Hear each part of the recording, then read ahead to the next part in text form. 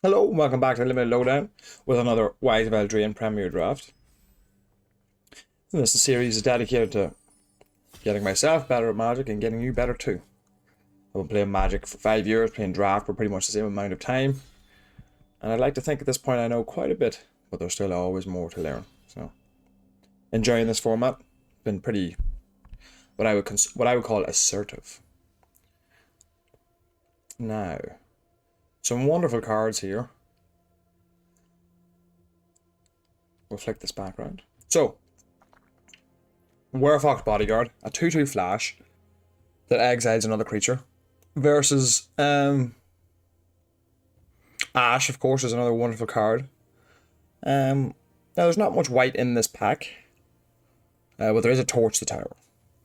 I'm just thinking if we take the Werefox Bodyguard and pass this, there's no real white here whatsoever, so we're unlikely to put our neighbour into red, or into white, sorry. We could just take the Torch the Tower, which is probably cleaner, simpler, but I haven't played with Werefox Bodyguard. It's a heavy commitment to white, but white is a colour I like. And it is removal in and of itself, so I'm going to pick the Bodyguard. Now, I would not be surprised if Torch Tower is actually a higher win rate card than Werefox Bodyguard. Right. So we followed up, at least, okay, so we've got a double white card at 3, and we're following it up with a double white card.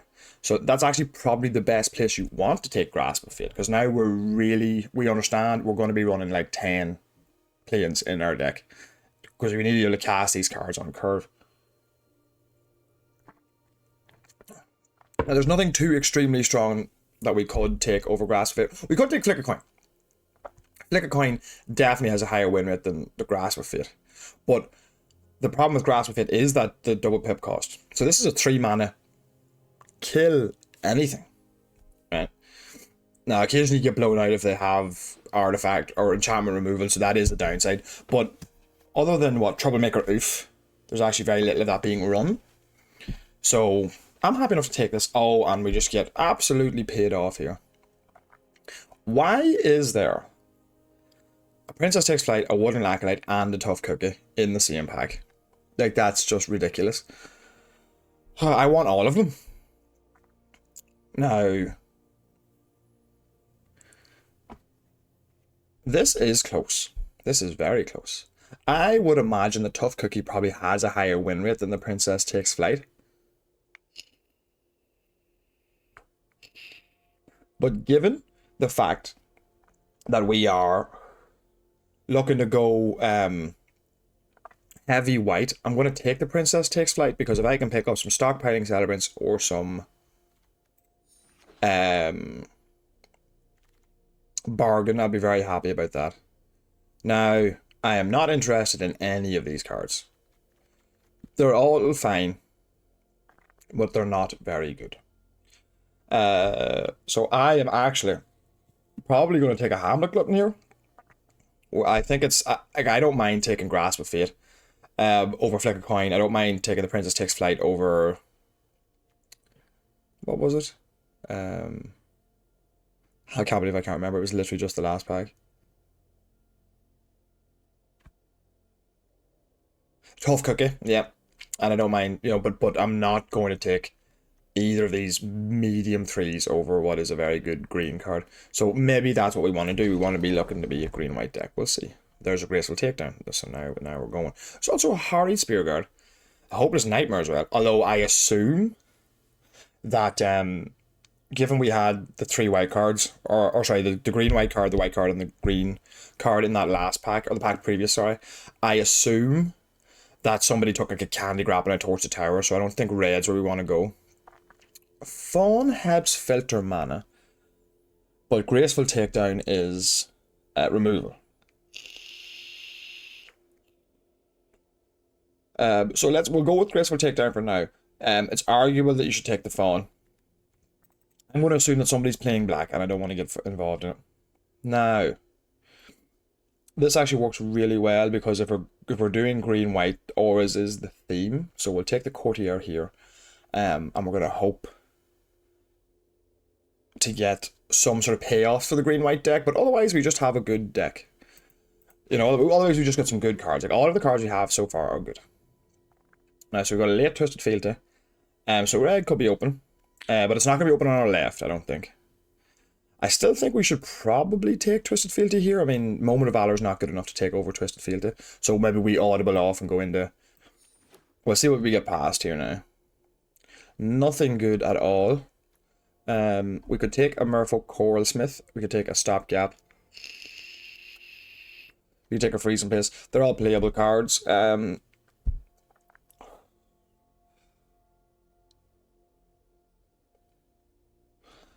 We're light on creatures. No, we take the Stopgap here. The first Stopgap's always worth more than anything else. Right. Nothing here other than a Return from the Wilds for us. A Protective Parents, Candy Trail, both very medium. The black cards are all essentially bad. And the black-white artifacts go to, or enchantments go to the graveyard deck, just doesn't really work. So we could take the Return from the Wilds. I think we will take the Return from the Wilds. We don't even necessarily play it, I don't think. Alright, so now we've got Beanstalk Worm. That's a fine playable card. Like, it's not great. Mocking Sprite, Living Lectern, Short Animosity. Mocking Sprite is really not that good. I'm actually going to take the Lectern here. I don't even like the Mocking Sprite, that's the truth. I don't think it's that good. These all came back around. Discerning Financier. Right, well, Merfolk Coralsmith is likely worse than that, so we'll just take that for now. I'm not going to take a Scarecrow Guide here. Although we do need 2 drops. It's possible I should have taken a Scarecrow Guide, but it's very medium. Right. So we'll just drag across cards that we're not sure about. We'll put these in the board for now, actually. Right, we may have to actually take and play this Witch Stalker, so... I don't want to. I really don't. But we do need 2 drops of some description. Protective Parents, yeah, well, look, listen, board for now. Well, no, we'll drag these across. Okay, that's excellent. Oh, Utopia Sprawl. But that's pulling us away from what we're trying to do here. Because then we want a really heavy forest theme. Does a Witch Stalker Frenzy. But with Utopia Sprawl and Woodland Acolyte in the same pack. This is interesting, right? Because we have some double white cards. Grasp of Fate doesn't need to play out on curve though, neither does Werefox Bodyguard.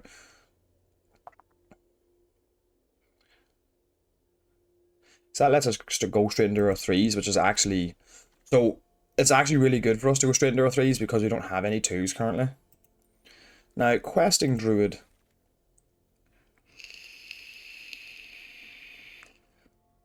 And what do we see? If we have... We do have, what was it?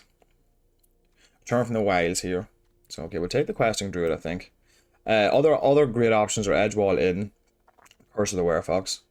But Questing Druid could be very good, and we do need 2s, so I can't pass it up. I'd like to take the Edgewall in, but we can't pass that up. Now, I am not going to chance that this won't come back round, but we need to see. I don't think we have any roles currently. Curse Courtier is a role. Protective Parents, which we're not playing. Discerning Financier, we're probably not playing. And then there's no other roles anywhere, so we need to try and get more roles. That's what we're thinking about. Thunder's Debut, an 8 mana card. Yeah, I'm not gonna bother with that. Surprisingly enough, I will not take a second Territorial Witch Stalker. We are not that badly stuck.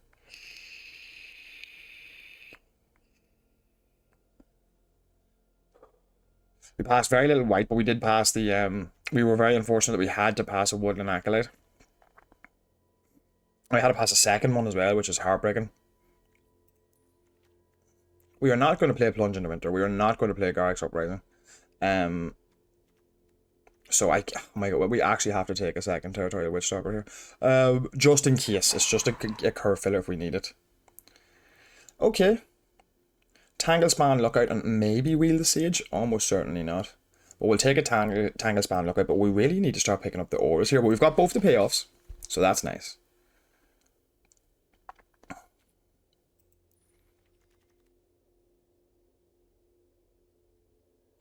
I think we just take another. I love Shrouded Shepherd, I really do. But we got. I think we take another Graceful Takedown here. So we've got that's sort of our removal because Shrouded Shepherd is excellent. But we mightn't even necessarily be playing the Return from the Wilds. It all depends because we're not really a rampy deck. That's not what we're trying to do. We have a Glutton there, sure. Alright, I'll take a Prism here. We might play one of those.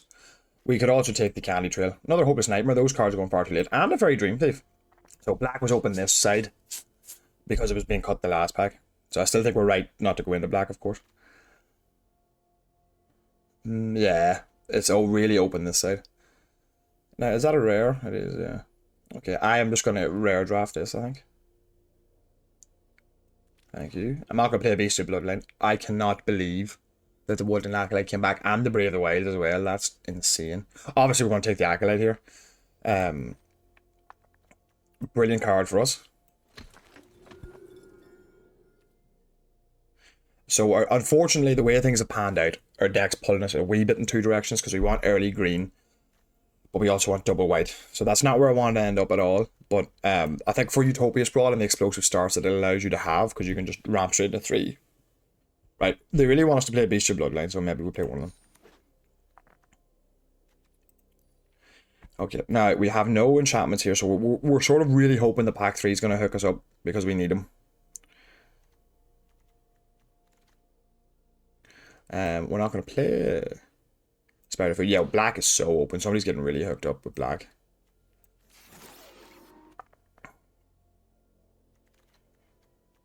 We also haven't picked up any stockpiling celebrants. We do need to pick up some of those. Oh, Imidane's Recruiter with nothing else in the pack.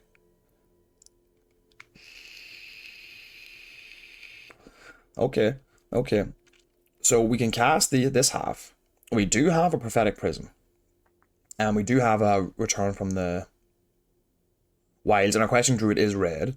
So we throw one mountain in and we're already pretty close. Yeah, I can see that. I mean, because otherwise what are we taking, right? Another Return from the Wilds we don't need. A Restless Spire that we can't play. Another Prophetic Prism. We would take that so we could play a card like Recruiter, so there's no point. Yeah, okay. Now, again, we're pretty stuck on 2s. Gingerbread Hunter. Hopeful Vigil. We might actually pass Gingerbread Hunter here. Will we with the Prism, we can kind of play it, though. But a Hopeful Vigil on 2 would be very nice. So it would.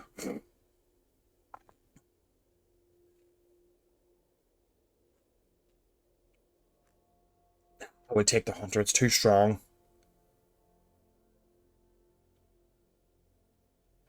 Yeah, it's just too strong. We really should take the Vigil there for curve considerations.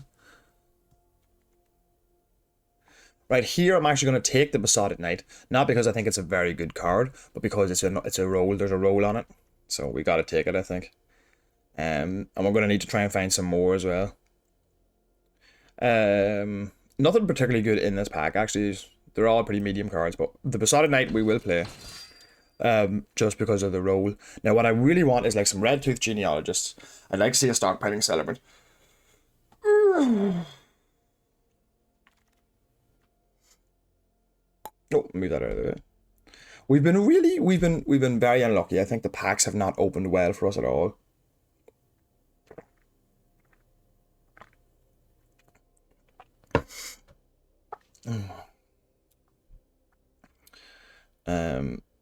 I guess we take a second Return from the Wilds here.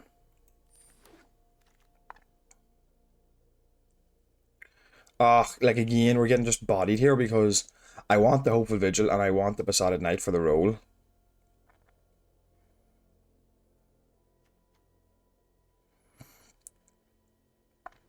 I gotta take the Hopeful Vigil here. I just gotta hope that the Besotted Knight will wheel or something. I need the roll there. Now that we've got a Hopeful Vigil, a Question Druid, Flag Prism Witchstalker, we could do with the Mice as well. And we're not going to play anything else here anyway. We're not playing the Dutiful Griffin. Yeah, we're just not. 5 mana 4/4 flyer is fine, but with Beanstalk Worm, Hamlet Glutton, Gingerbread Hunter, Sir Armand, I think we're okay. We'll just take this and really hope not to play it, but we might have to. Root Rider Fawn. Okay, that helps a lot. That's a really nice 2-drop to pick up. Now I think we can get rid of this Territorial Witch Stalker.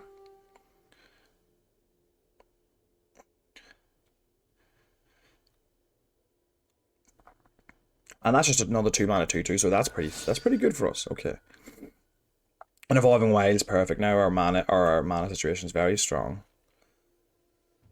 Yeah, we just got wrecked. We just didn't get the cards we wanted. We're not going to play 3 Return from the Wilds, so I guess we take this.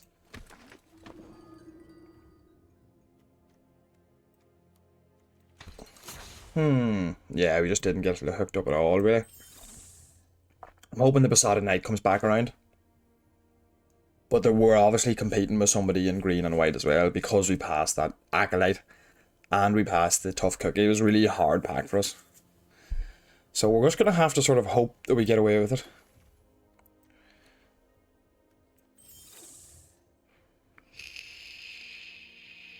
Very strange. We didn't see a single Stockpiling Celebrant. I just don't think they were opened. I ended up with a very strange deck. It's quite unfortunate, really. Now, Prophetic Prism. Now we have two reasons to play Graceful Takedown. It still works without the enchanted creatures.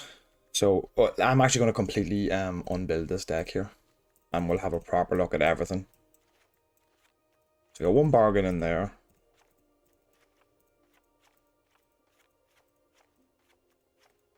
Barely have any bargain whatsoever. Strange, such a strange deck.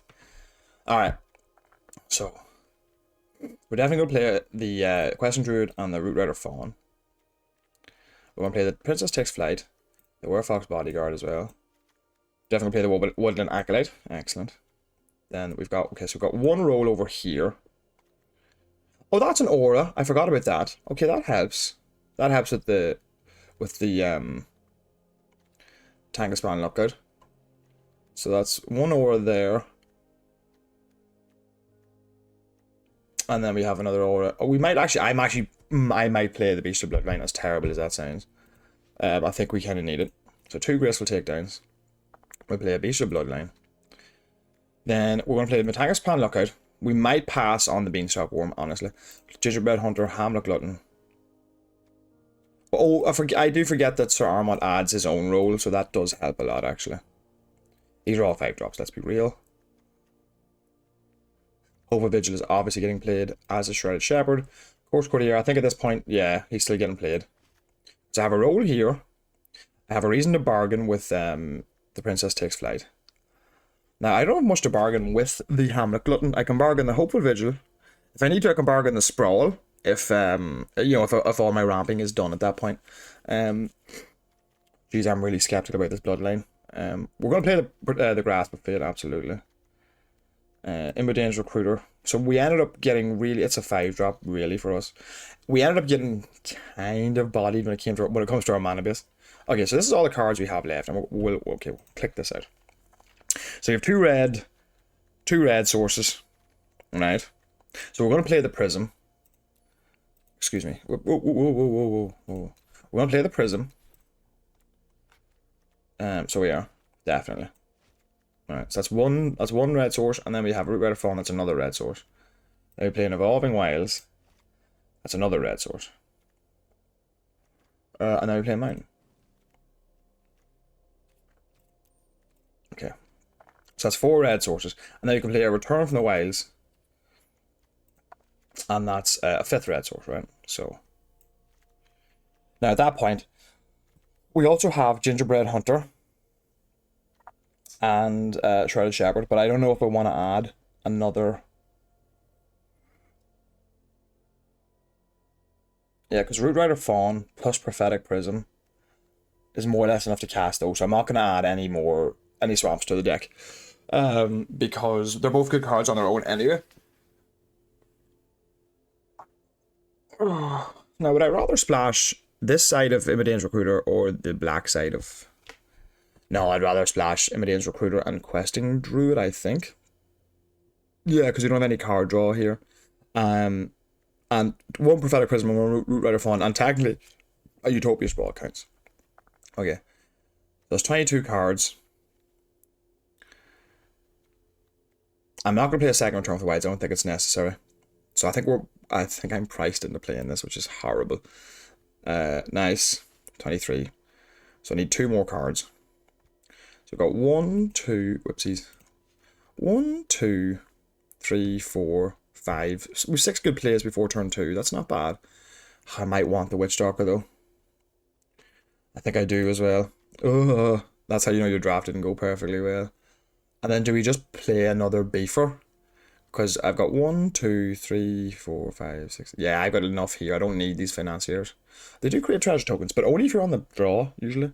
Choose another target player that play against your target treasure. You draw a card. But my 3s are fine. My 3s are absolutely fine. I don't need more. And it's not good. I could play the Protective Parents. I might have to. I don't need any more beefers, really. No, I think I... But then the fawns there on the sprawls there. Having something to beef into is probably good. Yeah, I think we'll throw in one more worm here. Because I have the fawn to ramp into it. And I have the Utopia Sprawl to ramp into it as well. You know, and then I have a Return from the Wilds to ramp into it, so probably better off. Arguably, you can play the Parents or the Financier. It's another Aura Force, but I don't like relying on creatures having to die. So I don't.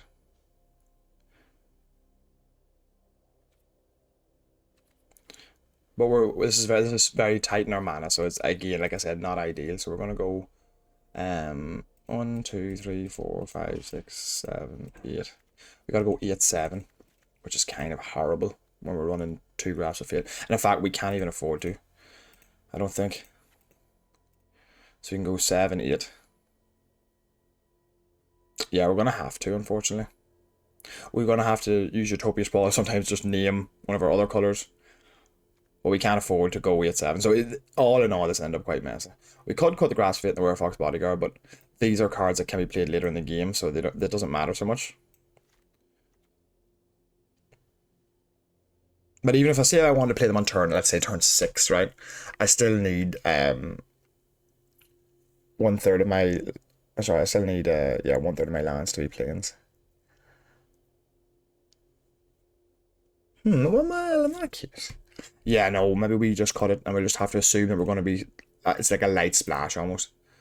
And of course, we do have the Evolving Whites, of course. That does leave us at 9, 8. Yeah, that's probably a more reasonable one. Alright, so that's the deck for now. I'm going to just take a quick break. I'll be right back. And then we'll get into the games and we'll see how it goes.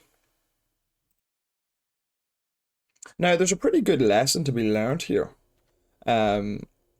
Which is that sometimes you can draft relatively well, have a decent lane, and the cards just aren't opened. Like, you're going to tell me, because what this deck wants, with the Tangaspan Lookout, right, with Sir Ahmed, just want some Red Tooth Genealogists. You just want some Unassuming Sages, right, for the 2-drop slot. Stuff that you can get rolls on easily enough, right? That's all you want. You want a couple of Stockpiling Celebrants as well, or one, even just one. For the Princess Takes Flight always helps, and the Hopeful Vigil. And we just didn't see them. It's not that we were in the wrong colours. Now, it's possible we were supposed to maybe be in black instead of... No, but then the Woodland Acolyte came back.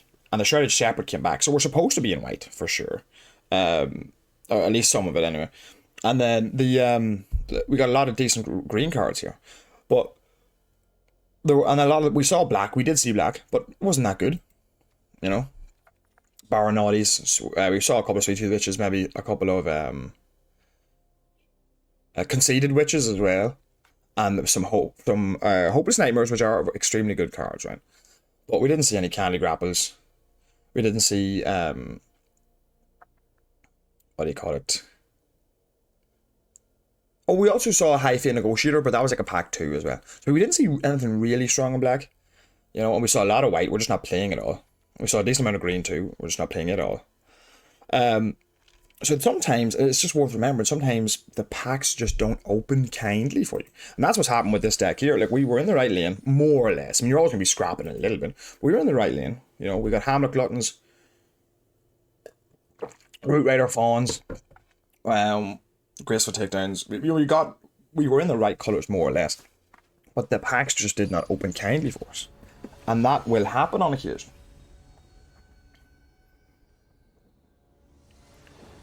So it's worth remembering that. If I go first, Yeah, I'm happy enough with it.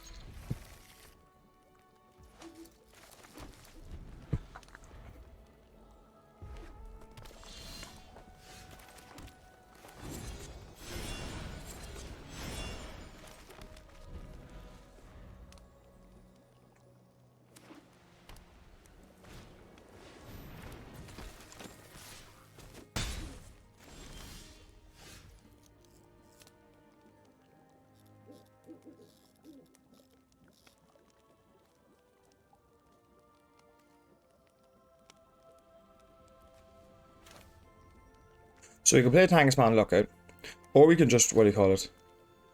I think the best thing is actually just play Return from the Wilds. Create a food token, probably. No, we'll create the 1/1 white creature token here. And then get a Plains here. Because next time we can just Beanstalk War.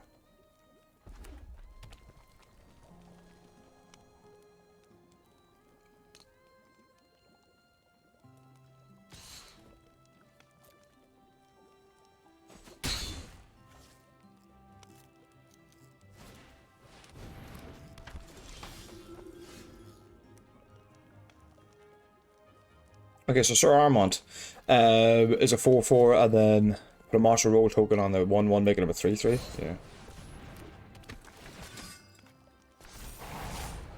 And no attacks, we'll just settle.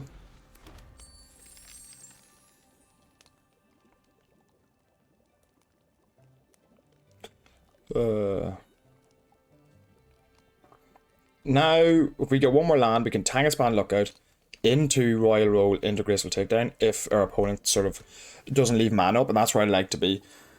That was just the best play because it gives us a 4/4 and it gives us a 3/3.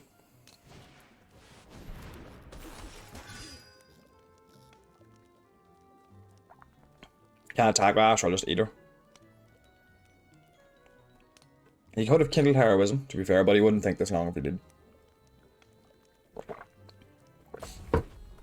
Oh, we could have a lot of stuff now.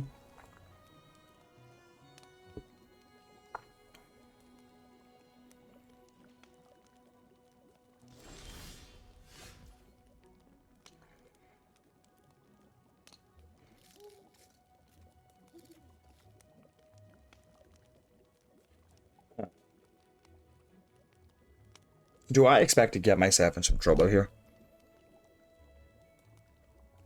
Do I think he has any interaction? Well, we'll play a Tankspan Lookout to start. No, I don't think he does. Okay, are we killing Ash or the Pie Wheeler? Is the question.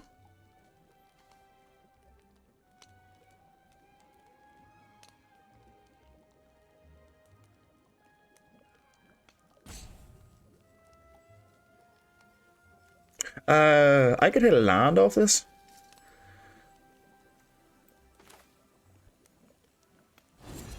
Yeah.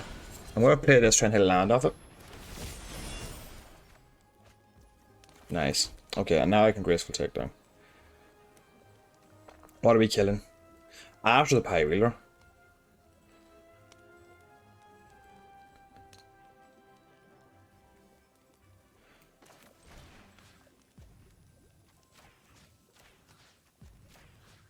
Then we kill the Pie Wheeler. I don't think he has any response to no, he doesn't.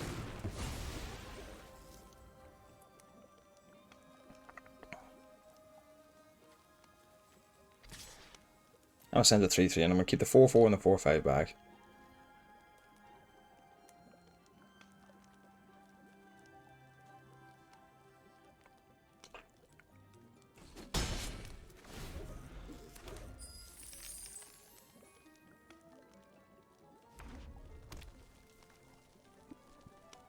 It's possible I didn't need to kill it. I mean, if he got double strike, the Tanksman Lookout could still block him. But any trick there and he just completely bodies us, so that's what makes me worried. And I'm using up my mana. You know, I have 6 mana here, so it means next turn. If I draw a land, if I draw Plains, I can go Besotted Knight, Hopeful Vigil. Or I can go Beanstalk War and Hopeful Vigil, sorry. Any land at all. Okay, nice. The Discerning Financier enabling Celebration is pretty cool. If you get, I'd love a treasure token now.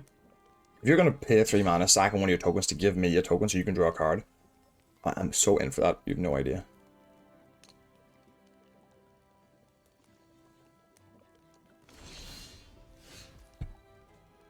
I cannot play a Question Druid, correct? I do not have the mana. So it's 2 mana. I only have 6 mana available.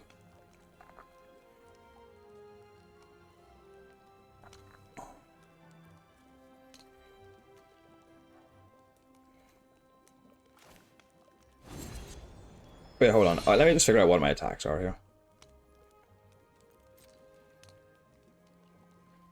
I'll send a 3/3 for now. 4/4 just gets cleanly double blocked. 4/5 doesn't, to be fair. But it only kills one thing, so they could just triple block. I still only kill one thing. So there's no point. Sending the 3/3 here is the best play. And then we'll just start growing the druid here.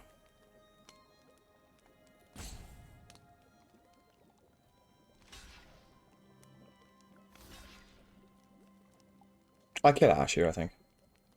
No, Ash can't attack. I'll kill this guy. He probably has a response.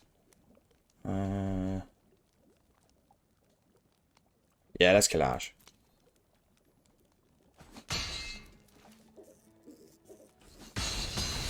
Okay, I'm happy enough for that. Then we'll play the Question Druid.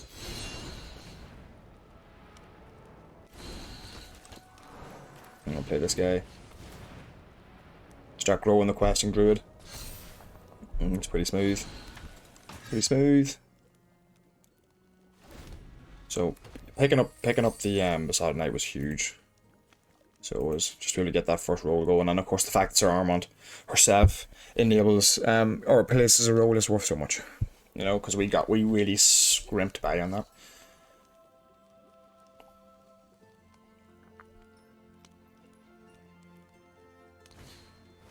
Over Vigil, nice bro. That's nice. This is difficult for me because the 2/3 stat line is actually quite difficult to get through.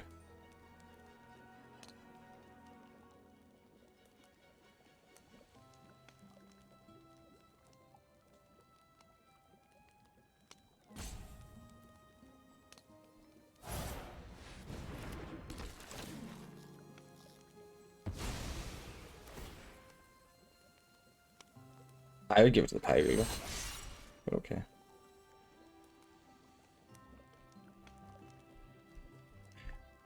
Okay. Yeah, still got 2 treasures, so you might have a trick. You could have any trick at all. Archon's Glory. Sack and Hopeful Vigil. No, okay. Not yet. Okay, this works out pretty well.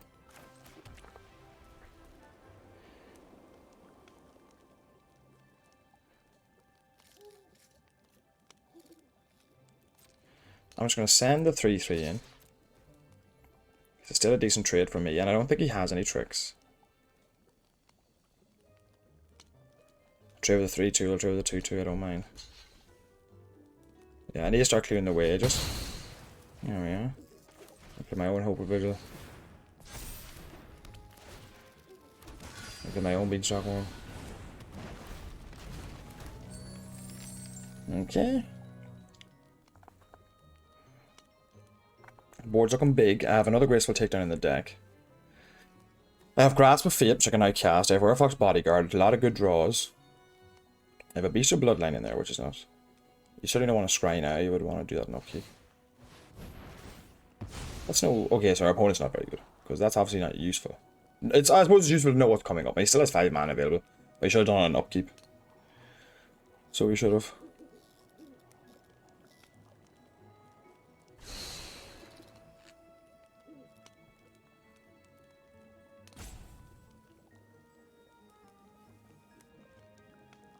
Very soon I'm going to have to swing out with everything. Okay, Prophetic Prism's nice. Get the Cyclist, draw a card. That's nice. Okay, so we're going to do that. I think it might be time to start swinging out with everything. Just don't be a land, whatever you do. That's unfortunate. Alright. Do we swing out with everything? Not just yet, I don't think. We'll just send the 5/4 in.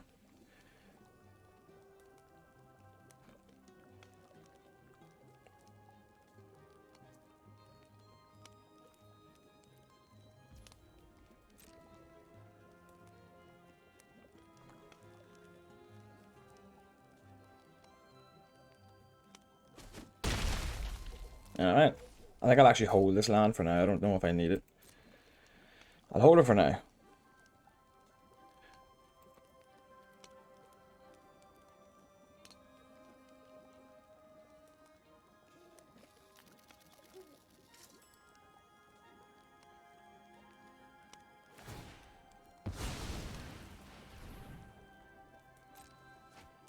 Yeah, that's pretty cool though.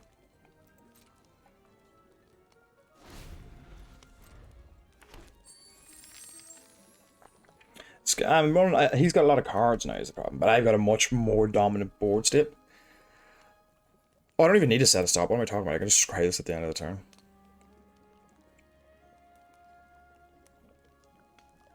And Archon's Glory would be nice in this deck, just to push some damage. Having two of the 2/3 creatures is really blocking all of my attacks. Okay, that's a good draw, but pretty bad at this point in the game. It's a good card, sorry, but pretty bad at this point in the game.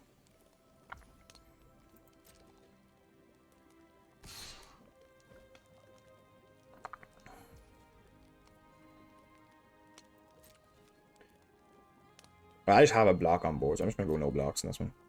He's obviously got something. Taking 4 is not the end of the world.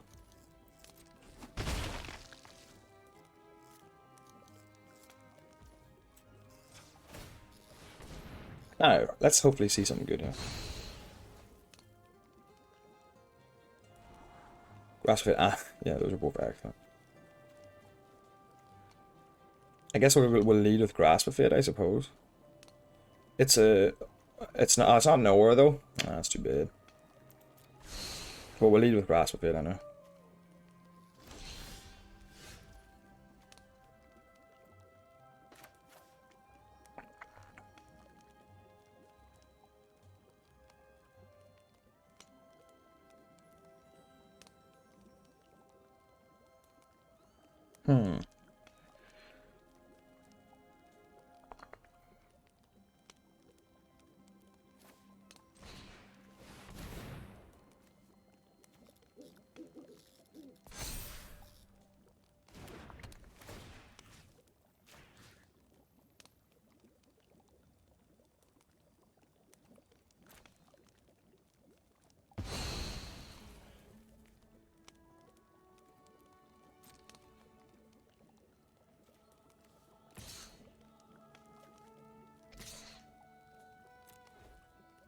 Let him trade for either one of these. I should have sent the 2/2 as well, whoops. Fair decision. I'm keeping Sir Armon around just for now. I know he has a trick, but I need to work through them at some point.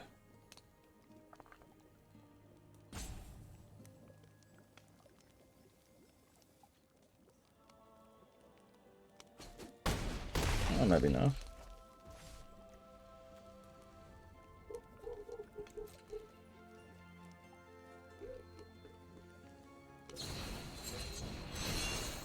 Okay. So he might have Gnawing Crescendo, so we're going to have to block as if he did, because Gnawing Crescendo will kill us. So.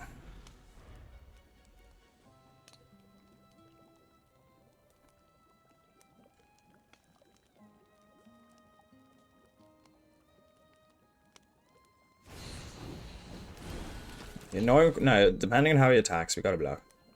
If he sends them all in. Oh no, he just passed it. Interesting. Okay, that works out well for us.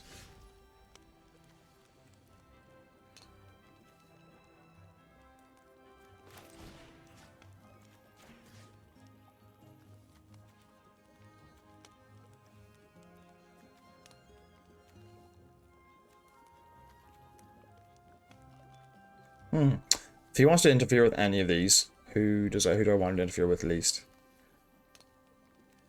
Probably the Druid.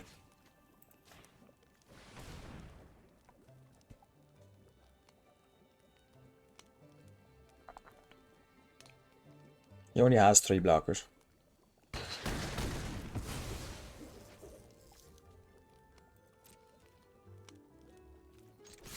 think it's time.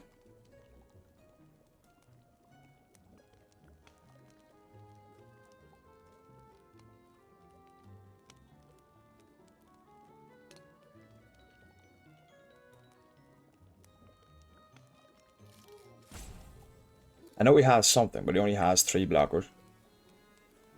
And I'm thinking...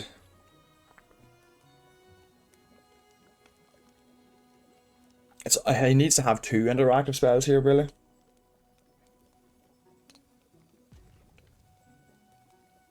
To stop me from winning.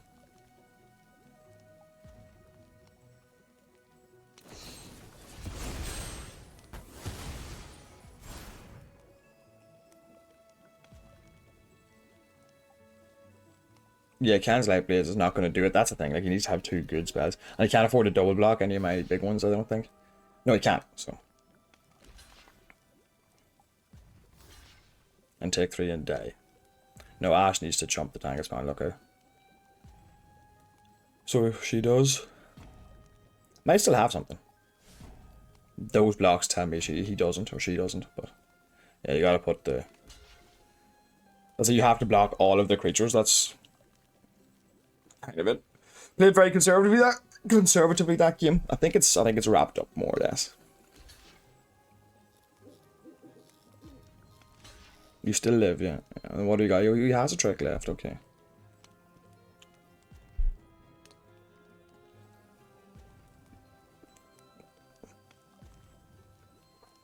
Could have Kindle Heroism, could have Archon's Glory. Archer's Rage.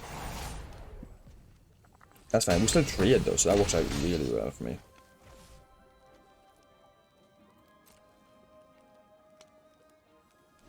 So I have three lethal threats, and he doesn't have. You know, by him only having 2 1/1s, it's very hard for him to win from here now. You know, edge roll pack, that's pretty good. But still, I still have 3 lethal threats, and he only has 1 blocker. So I'm pretty sure it's quite unlikely that's not game. Now, he could have a fight spell or something. Good game. Yeah, I figured. Okay, so we went well there. Deck felt like it was going to really struggle to get over the line though, like to push damage. But I have the Grasp of Fate, the 2 graceful takedowns. My opponent just spun a lot of wheels there and kind of gummed up the ground a little bit. Now, would any of these have helped? Protective Parents would have actually helped in a board stalling game like that. They would have helped. And then, yeah, loads of spider food. And that would literally never have helped at all at any point. So, I don't think Protective Parents is where we want to be. No. We could... See, Beast of Bloodline gives me an aura.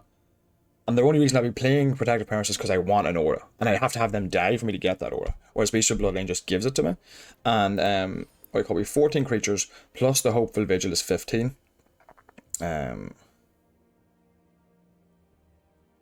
And, yeah, so no. I think this is how we want it. The Witch Stalker is a pretty poor card, but 1, 2, 3, 4, 5. I still want it. Because this deck is like 100% mid-range. Alright, I'm going to go for another quick break. Excuse me. I'll be back in a second. Now, with this deck, it's never going to pop off. You're never going to feel like you're getting away with something, right? But there's just enough of the auras in it. With Utopia Sprawl, Beast of Bloodline, the Cursed Courtier,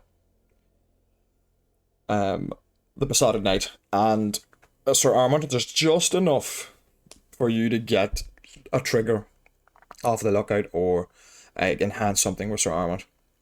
But let me tell you, it's close. It's close. So, but there's just enough. So like I said, this deck's never really going to pop off. You know, I'd be happy enough to get 4 wins with this deck if I could. That's where I'd like to end up. 4 wins. But like this deck could easily get rinsed. Like we didn't get there. But we got there just enough. But we didn't, you know, really get paid off. Well, there's enough here for us to work.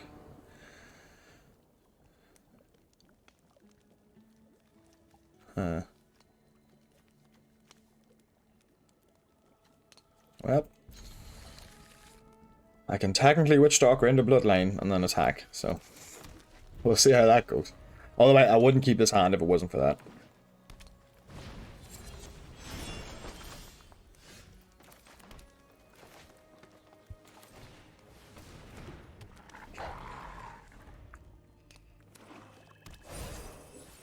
No! Oh, this is gonna go very badly wrong, I think.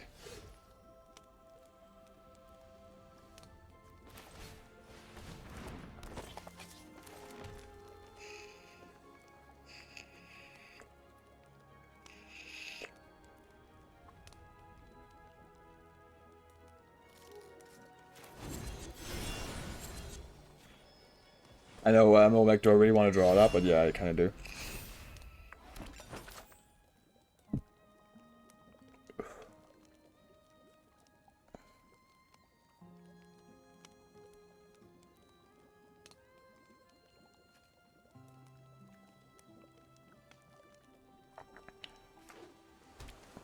Okay, okay, okay. We have a little bit of hope.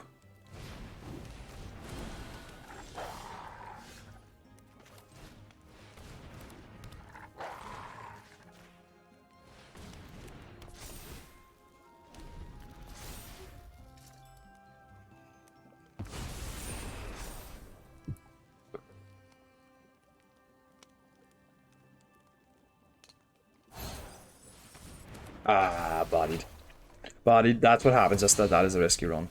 But we're actually not in the worst shape. Because I can just Princess Takes Flight as Hollow Scavenger.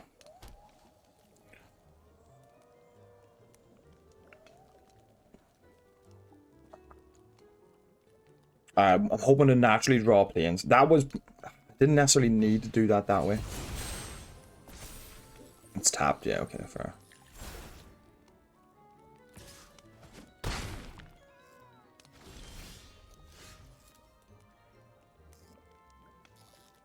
I think I actually need a Woodland Acolyte. Oh, it only filters, yeah, that's true. So we're gonna Princess Takes Flight. Now I can get rid of the Hollow Scavenger. And then I can bargain it with for the Glutton next. Yeah, that's the way I want to do it. I just don't know if I want to get rid of the 4/3 or the Forest. Nah, I'd take the Scavenger, I think. But this game is pretty much over. So it is. It's a really good food start, like Hollow Scavenger, 2 Witches Vanities. Really good start. But if I draw a land next turn, I can Hammer Glutton, sack, and the Princess Takes Flight. Getting myself 3 life, which really helps stabilize. You start one. Okay, cool, cool. Oh, okay, he's tapping that. That's nice. Oh, damn it. Yeah, getting for 3. Yeah, fair, fair, fair. Okay. We still have hope. We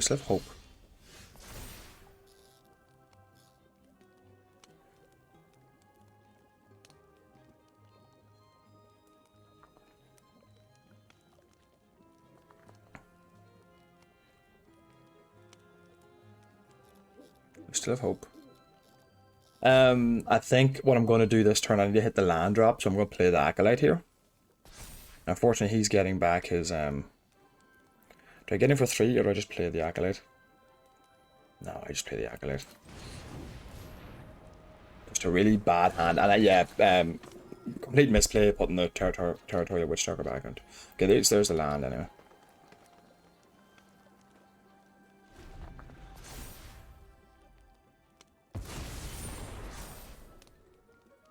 This game's just over, like. Really clunky hand. Poor decision to play the, Oh, is that what it is? Okay. Like, I still naturally draw the land, which is excellent. But I've nothing to bargain now. So. If I don't naturally draw the land, it's game. He's trying to keep me off my mana, which is smart.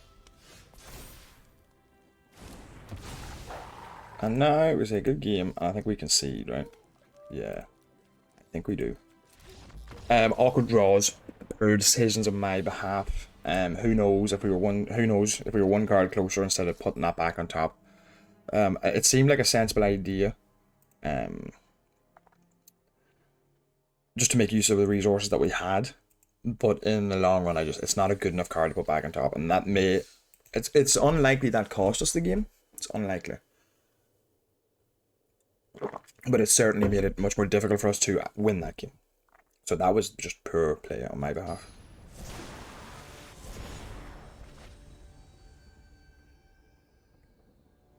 So it was. Okay, this I can live with now. This I can live with big time. Yeah, it's not a card I'm overly scared about.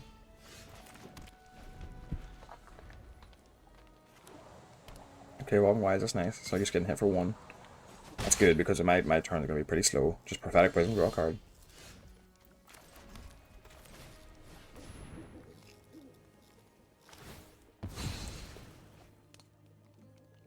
Okay, so Course Courtier is going to be the next play, I'm sure.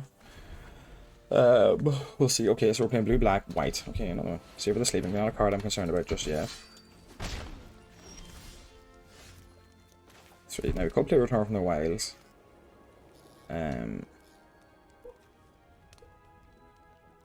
We'd also filter this for black, and then we don't have a 2-drop. So we can play a Course Courtier now. Or we can play Return from the Wilds now and create a 1/1 human. And search the library for a basic land put on the battlefield tab. I think that's probably the correct play. Get a 1/1. Ramp. And then grab ourselves a mountain. Oh yeah. Now we've got a lot of options here. The next turn we'll go Sir Armont and put a token or a roll on this 1/1. Then we'll have the Curse Courtier. Then we can bargain with the Princess Tina. Okay, fair. No blocks.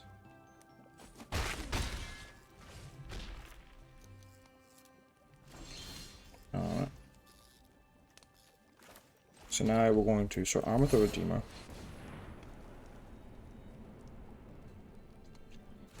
Yeah, I didn't expect to be playing around, yeah.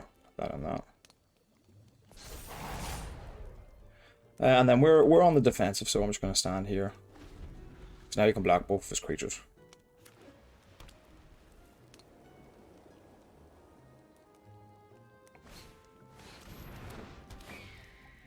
Okay. I want to draw a land so I can Acolyte and Princess Takes Flight in the same turn. It's risky. I could also just wear Fox Bodyguard for 3. Then I'll have 2 mana left. Means I could, no, I'm going to Acolyte. And we'll go red, white, and green here. Yeah, and we'll play the Acolyte. Hoping to draw another land. Ah, no love. Alright. Then at that point,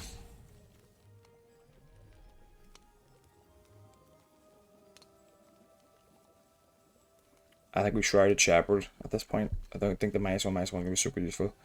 Shrouded Shepherd, make him a 5/5 and get in, yeah.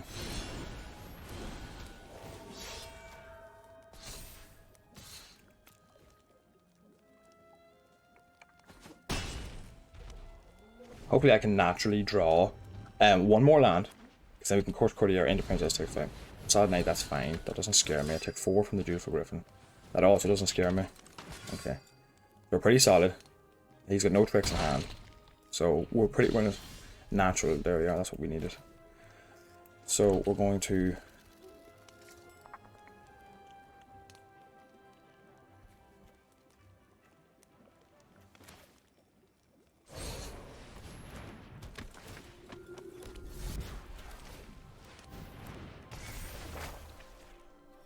get rid of that. Perfect. No attacks for now. Oh, we're in a very strong spot here.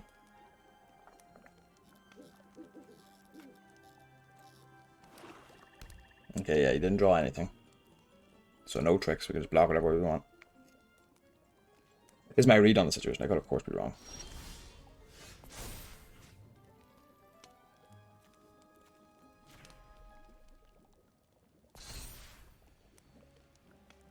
Oh, I'd love to be able to beast your Bloodline this turn. In fact, I think I will beast your Bloodline this turn.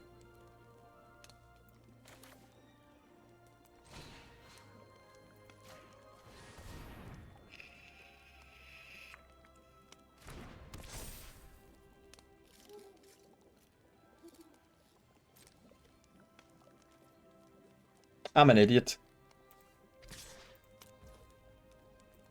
Oh no, because I can wear Fox Bodyguard, that's right. No, I'm not an idiot.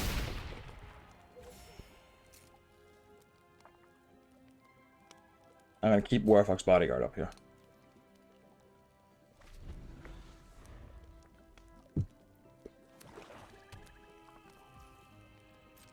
Yeah, opponent drew nothing.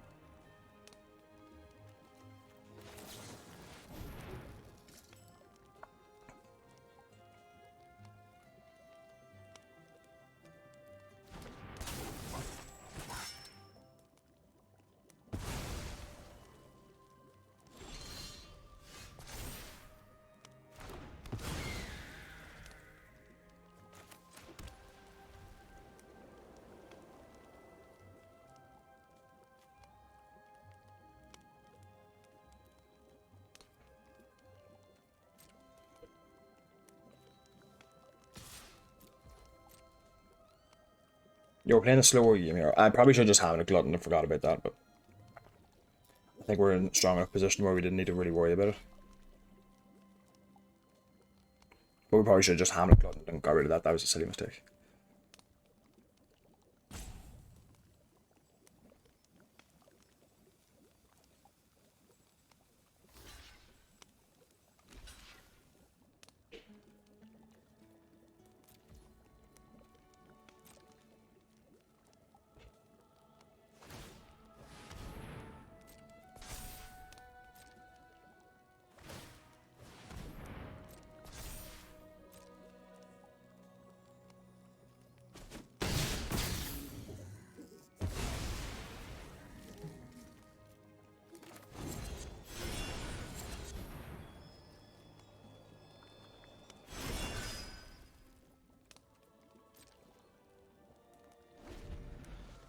Now, if you naturally draw a land, we play Hammer Glutton, Imitate Recruiter, and boom.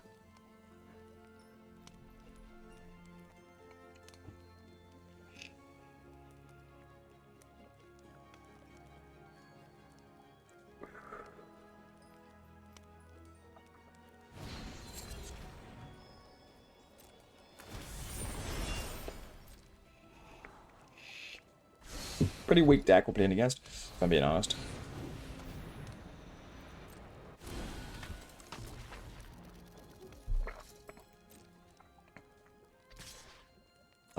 No. You can see Imitate Recruiter right there. Okay.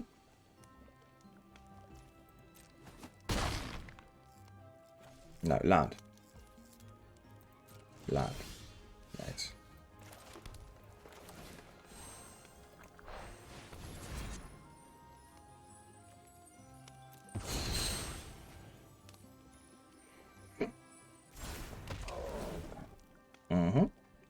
And then Imitate Recruiter.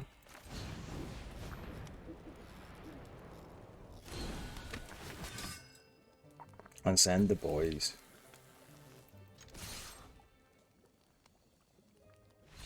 Yeah. Yeah.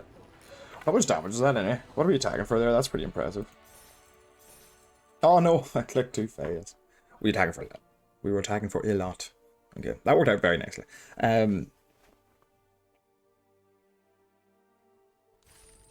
Yeah, getting that big lifelink hit in was completely unnecessary. I should have just hit my Hamlet Glutton. So that was again the wrong decision. I'm sleeping. Leave me alone. I'm sleeping. But yeah.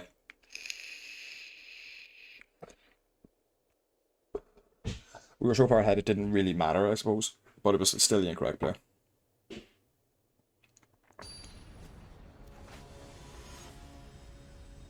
Because I could have fit that into my curve like anyone. Don't know what I was thinking. Oh, I go first. Oh my god. Nope. That's a bit more like it. So we're gonna draw a card off the Prophetic Prism, right? And then we're gonna draw a card off the Acolyte. Yeah. I think we gotta pitch the worm. I have a lot of fives, to be fair, so we gotta pitch the worm.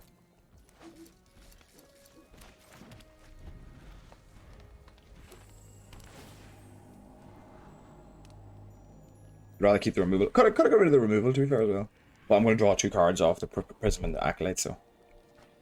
I don't think it's necessary to pitch to keep the worm. You know, I've got Sir Armand, I've got Gingerbread Hunter, I've got my Hammock Glutton. So okay, well, I could have just pitched the land, but obviously you don't know that. Yeah, Tank Expand Lookout. I might just play that. Yeah, I'm playing that. Because next turn I'm going to just Acolyte and Besotted Knight, so that's pretty cool. There's nothing for 2 mana can kill this, is it? Or Candy Grab it, of course. Or Torch Tower, I didn't think of that. What? Ah, whoopsies. I'm not going to say oops, so yeah. So can I say sorry? Sorry, yeah.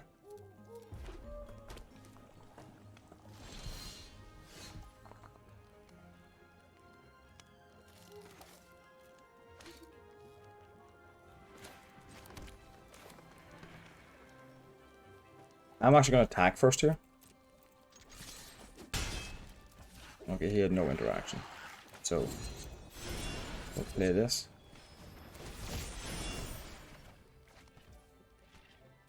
Oh, and now I'm sad.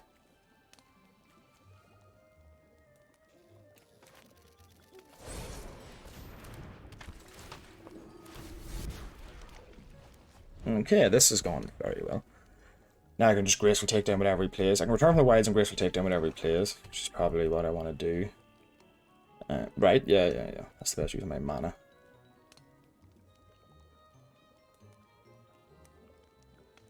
Hammer Club would be an excellent draw, so I can bargain the cursed roll. Draw 2, drew.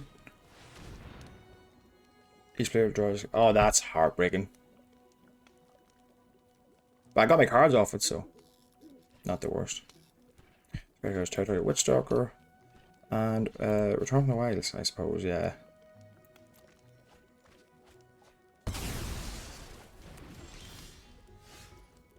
So play the Acolyte first. Oh no, hold on, I can actually use the green side of the Acolyte here, hold on. So we'll do you want the Talisman Lookout? How many ores do I have left? Very few out of Sir Armand. Let me just check my deck here. What's left in my deck? I have Utopia Sprawl, Beast of Bloodline, and I have Sir Armand. Or I could go for the Curse Courtier, which I've, and then I'll be looking for. Though I think that the Beast of Bloodline makes that useful. And Sir Armand. Okay, so we'll go for the Tank Expand Lookout here.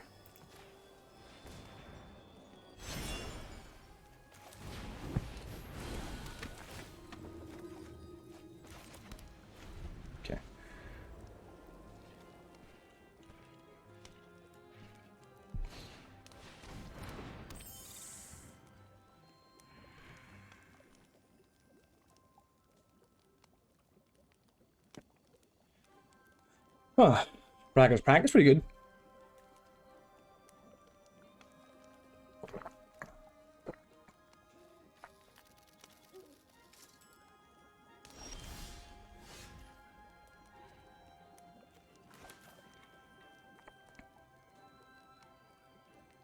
Yeah, I'll just play Beside Night. And then, will I play Airplanes? Nah.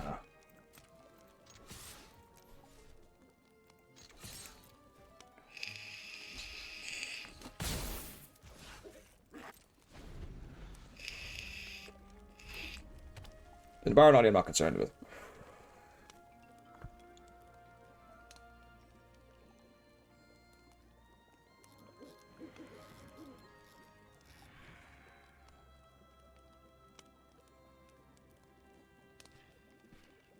He can pump it once next turn, so I'll have to watch out for that. I'll not attack with the Acolyte next turn.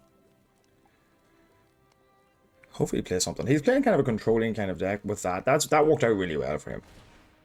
Troublemaker Oof. Well, let's go, Dawson. Oh, okay.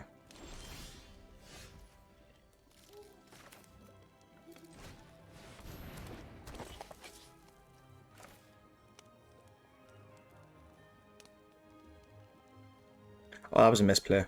Whoopsies.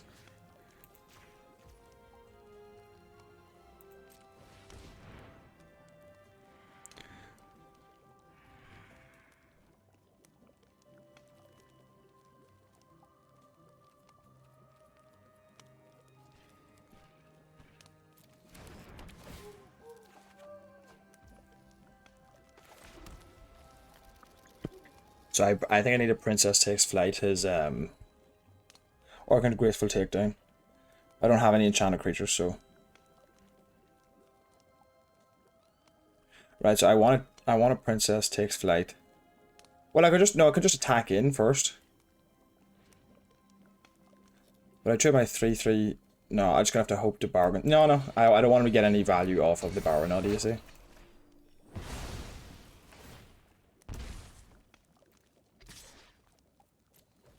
I don't want to get any value off this because it doesn't have any enchanted creatures now, so I want to keep that down as much as possible. Now I do need to draw something to bargain it away with, which is unlikely. But I've got Hammock Glutton now. But even just getting it.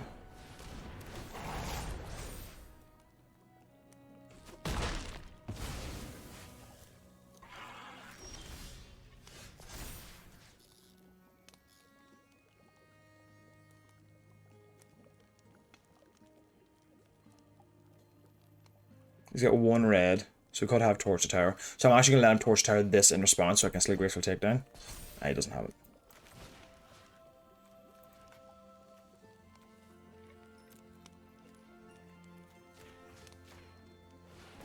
Get rid of that enchantment. Get in for 7.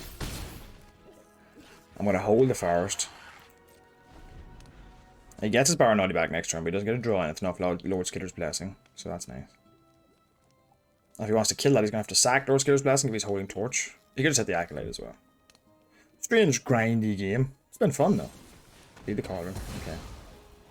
But that's all he's got. Well, he's got the food, so that gives him some time. I need to draw something, though.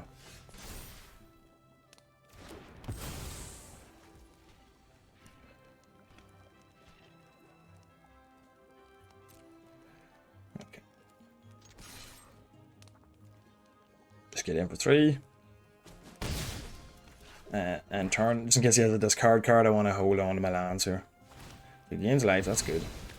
But we're top decking now, and I've got removal, so that's nice.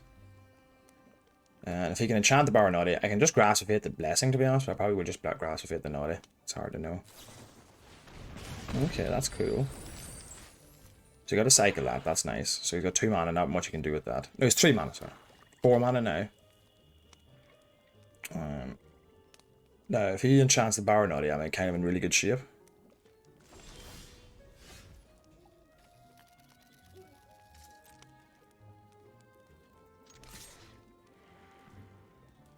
I feel like he doesn't have anything. Yeah, I thought. Bit of Fawn. Just hold up the Grasp of Fate again. End turn. Yeah, there we are. Just keep this held up. Because it's on upkeep, so.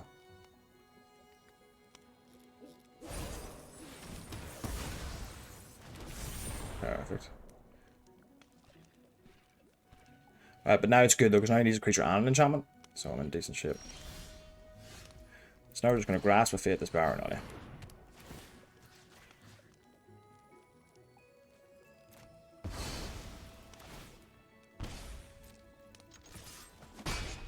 I'm going to hold both these forests, because he might have Area Whisper. No, come on. I need him to whiff. Yes, he whiffed.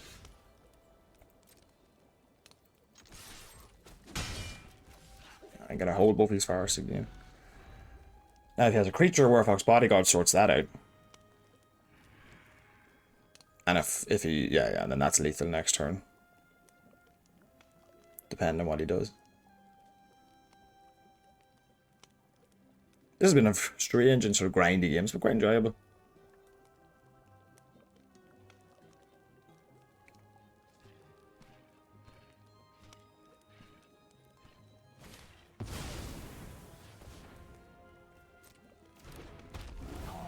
He gains a life off that, that's nice.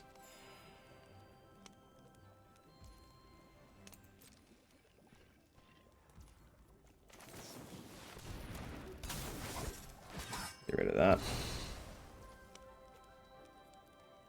My turn.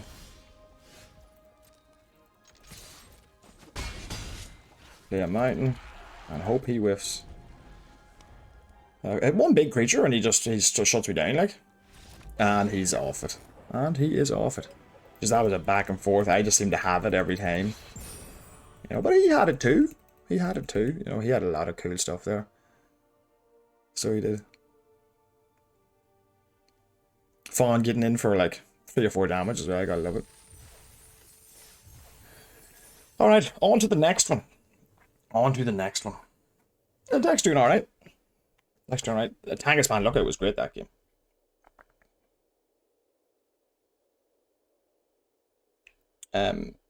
Like I said, we're never popping off. We almost popped off that game. If it wasn't for Rankles, that Rankle card. Like I said, we're never popping off, but we're always just eking out the value. We're just getting it. You know, our draws need to line up, of course. You know, a bad draw at this deck could be severely punished, you know. More so than usual, I say, because so many of our like synergy pieces are toeing the line of how much we need. Administrator Rugwis and Bronze, that makes me nervous. It's a slow one. It's a slow one. But this gives me a card, this gives me a 1/1. I would like, and I have enough 5s for this to be worth my time. But this is a slow one. Oh, that's not what I wanted to see. Okay. Let's go be... I don't think that's a mull. I don't think that's ever a mull.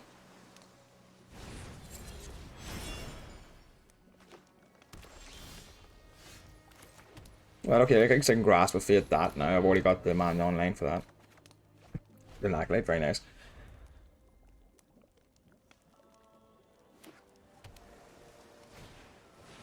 Ivy's Tracker. Do I have any particular reason to ramp? I don't know, really. If I'm being perfectly honest. Not really. But I'm not blocking either way, so I may as well. Yeah. Get a 1 with my human creature token. And create... so, oh, I forgot the Return from the Wilds. It gives me stuff to bargain as well. Grab a mountain, yeah. Stick that down. Then next time we can grasp a field. And get rid of that Beanstalk Worm.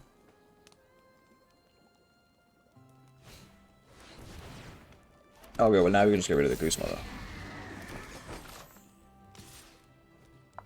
Oh, blocks. Right.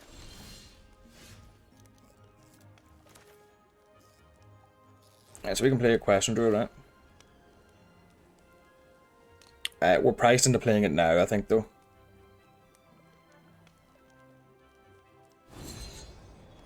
Yeah, we are. Unfortunately, we don't have time to do that.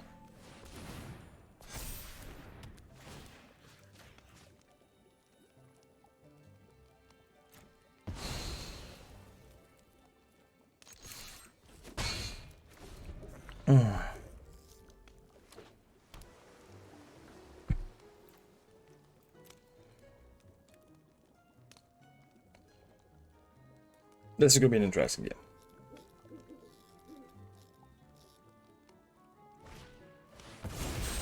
Okay, we're going to have a hard time here. It's a 6-6 and a 5-4. Whoa. No blocks.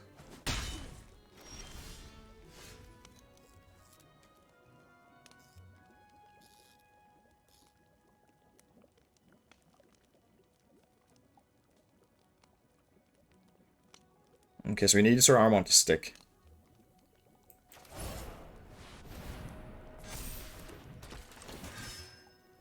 I'll make him a 4-4. Now my 1-1... If I put that on, he gets +1/+1, he's a 6-6, right? No, 5-5. So either way, we're losing all of them. So I suppose we spread it out, right? But he can grow, though.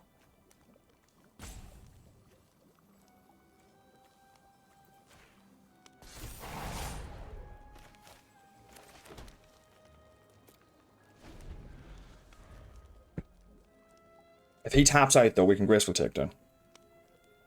So, if he has Curse of the Werefox, or his own Graceful Takedown, we're in trouble, though. Because I need Sir Armor to... I need everything to stick, to be honest. No. No, thank you. I will take 6. I will take 6. Now, hopefully he taps out, plays the Beanstalk one. I really hope he does. Please, just play the Beanstalk one, please.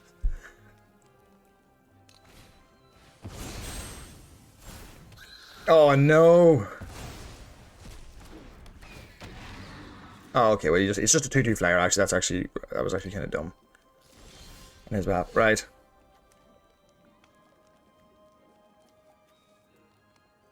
Oh, it's an exit. I can't get it back. Okay. Like we just straight up draw a card off this.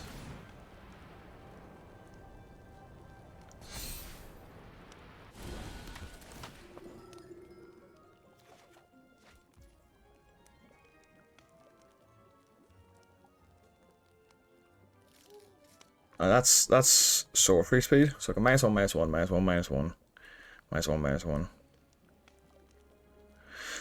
-1. He's probably got something. But he doesn't. He doesn't necessarily. And if he doesn't, I can graceful takedown and kill his Hammer Glutton. He also Shrouded Shepherd, right? If I Shrouded Shepherd, give everything -1, -1, I can just swing.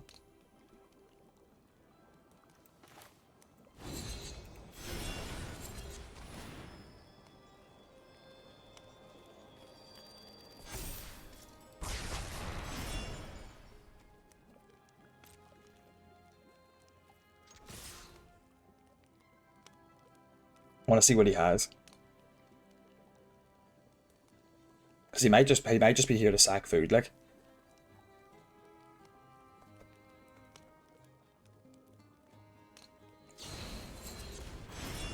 Ah, that's really good actually. I'm glad I did that first, right? So now I can graceful takedown with impunity.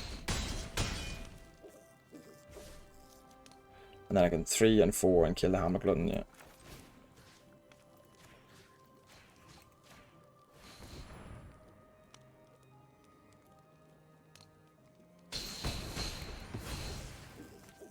Alright, but now we're going full aggro.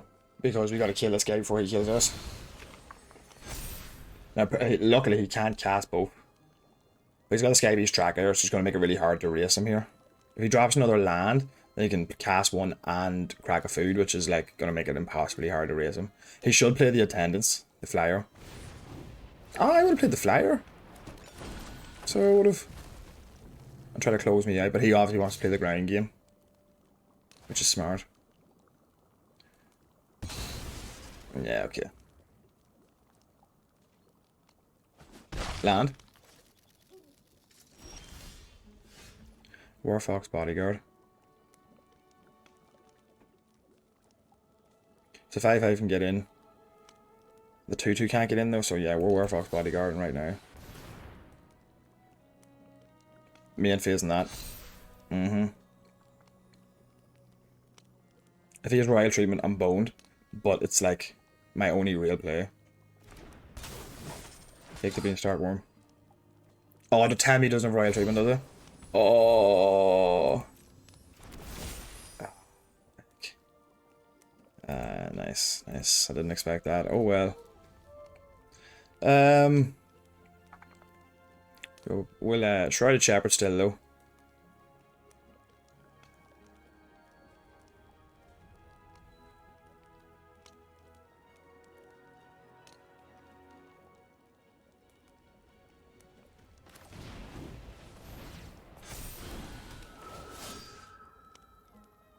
Now if I can make him a 9/9.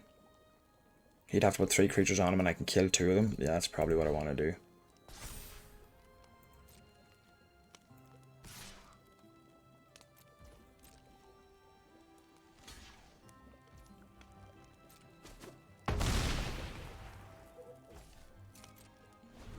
I thought he might have it too. But it's like, it's so unlikely with the 1 mana and everything. It's unlikely. Oh, but that was the real clinker. I probably could have waited. But I need to pressure him because I'm not going to win this game. Well, actually, maybe I need to reevaluate. I'm actually in a really strong position. I need to chill out, actually. But I'm conscious of the clock.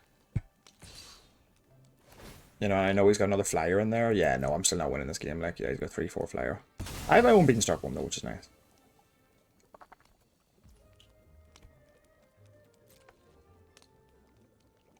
Yeah. Should have played around Royal Treatment there, maybe.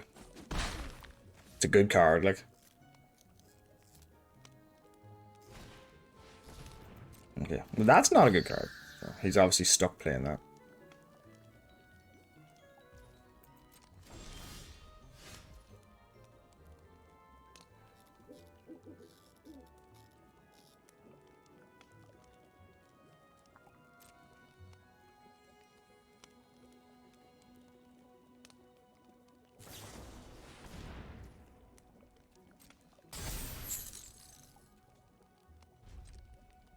I'll just pass here. Yeah, 3/4 flyer, yeah. It's going to be very hard for me to win this game, to be honest. Goose Mother in combination with Sky Beast Tracker and these 5 drops is actually really sweet. Really sweet. Yeah.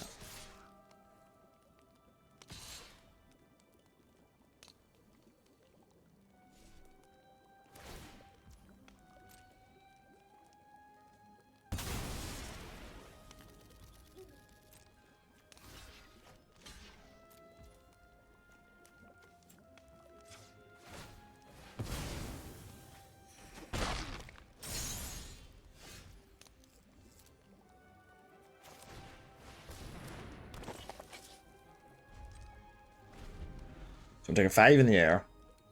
So gotta block everything. The game's over. So it is. I don't know if I'd ever had a chance to even get through that while I'm trying for the ways. Okay. Oh, the food token, nice. This deck's cool.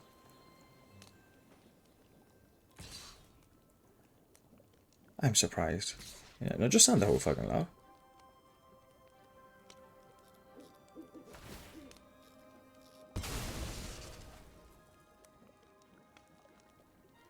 Any sort of trick at all, even just another royal treatment if he has it.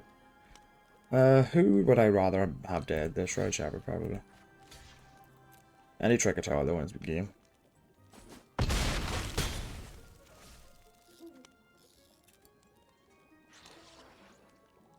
The royal treatment was such a blowout. Oh.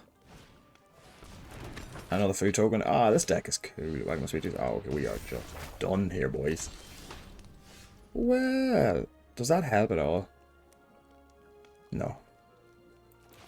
It's not help at all. So we can attack for 10, we can attack for... We can technically attack for 18, but we have no way to get the blockers out of there. So... We need a way to gain life. We don't have a way to gain life, do we? No. Good game. Good game. Yeah, nah, we were fine, like, we were, what do you call it? What happened there? That we couldn't really eke him out. Goose Mother gained him a lot of advantage there, so I thought, sorry, he was foolish to get rid of that Grasp of Fate, but he wasn't at all. He wasn't at all. And he just was able to keep the food coming. And it was very good. That was a very, very good deck. Yeah, the royal treatment blew us out. But, was I priced into it? I'm pretty sure I was, to be honest. Because I need to get attack in. The chance of him leaving no man up and playing around that's, I don't know, it's an uncommon as well. You don't see it too often. I'd have to go back and watch that game in detail.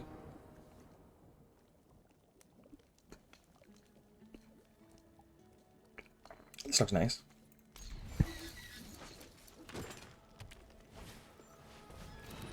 Candy drop, cool.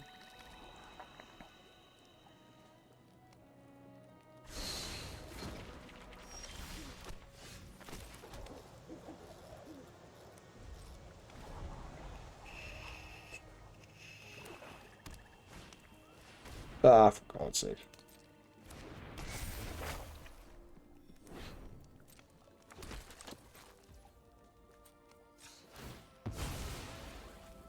We gotta get plans here.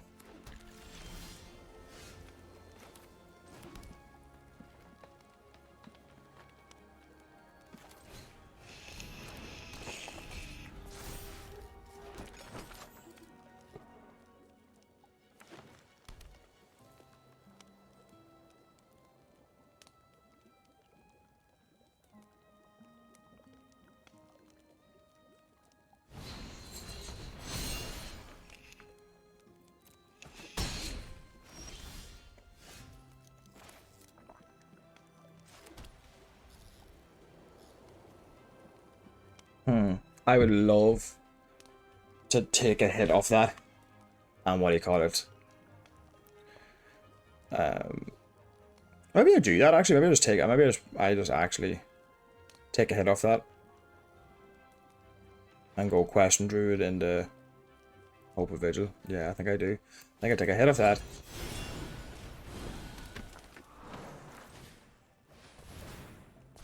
Question Hope of Vigil. And then he gets a +1/+1 counter on this thing. Yeah, fair. But then I just Princess take flight at the next turn. Oh, Candy Trail counts as a food. Whoops. Okay.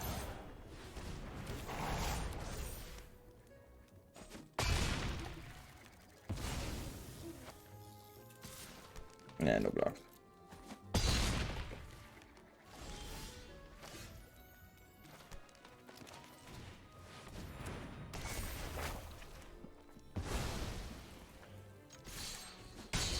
I was trying to get my value, but maybe I should have just done that. But he had to have Curse of the Werefox, so.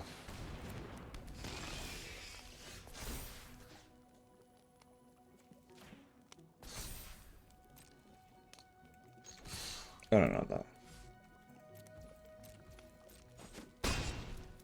Werefox Bodyguard coming in clutch here.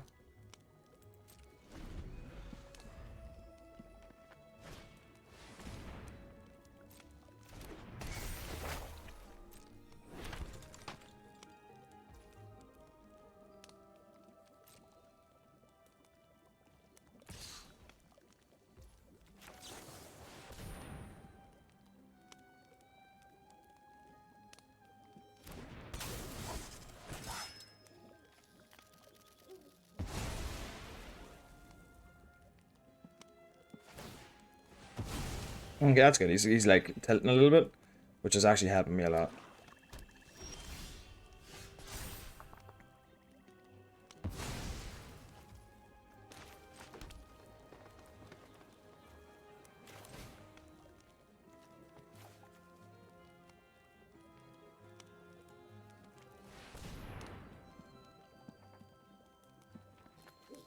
I need the food here big time. So I do.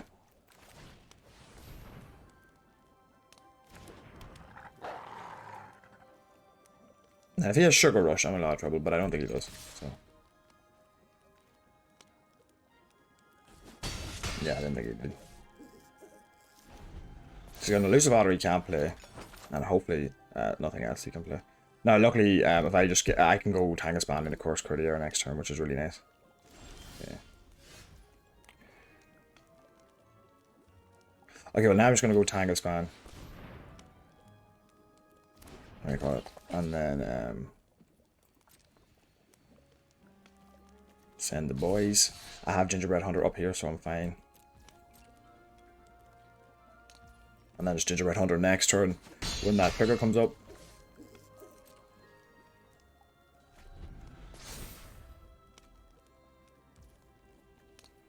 Oh, it's sorcery. No, it's an instant. I can't. Why can't I cast that? I have 3 mana. Huh? I have.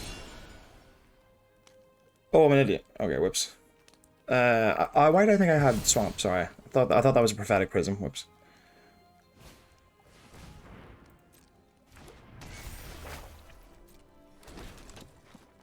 No, I should still be able. Oh yeah, no, because I need a filter. That's right. That's right. That's right. Oh, I got destroyed. Oh, for not making the right play, for fuck's sake. Oh well. Still have hope here though.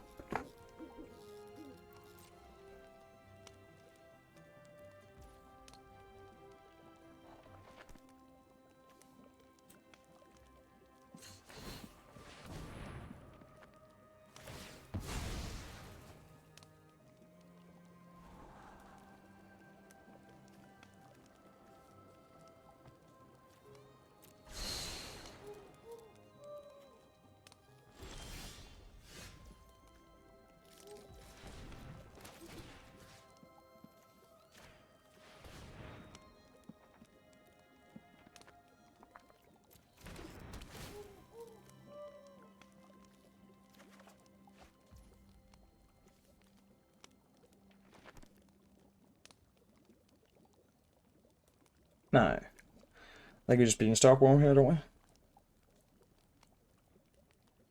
Yeah, we do.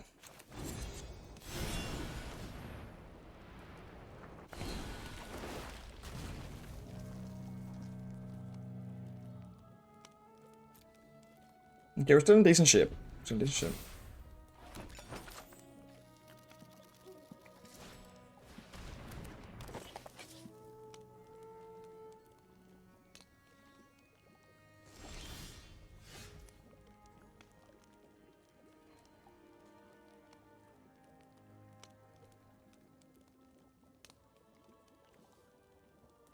I think, yeah.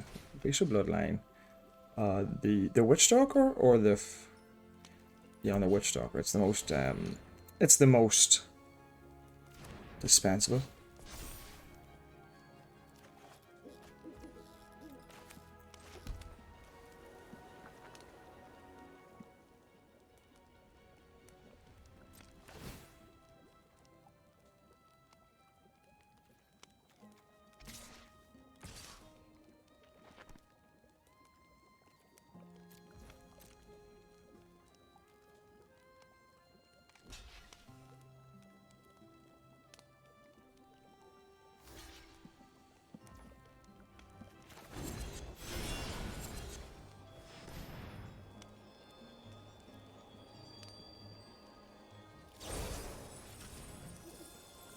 That's not the worst.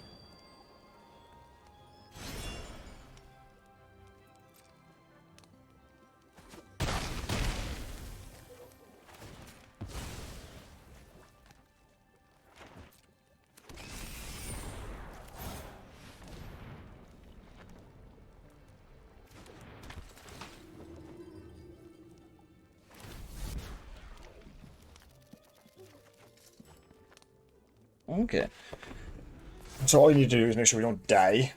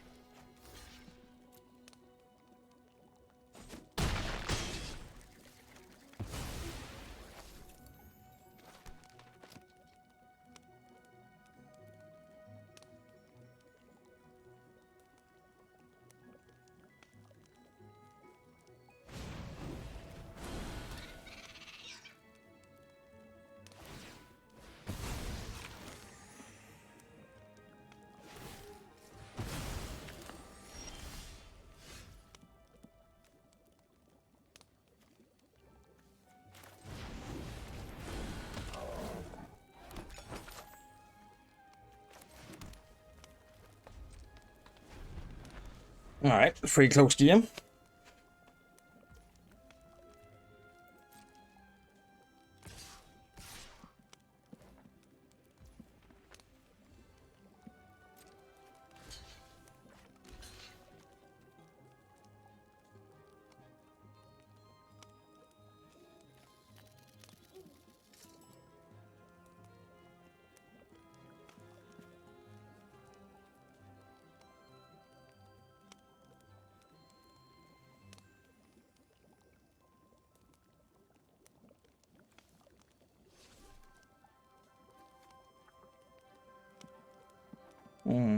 Yeah, I think so.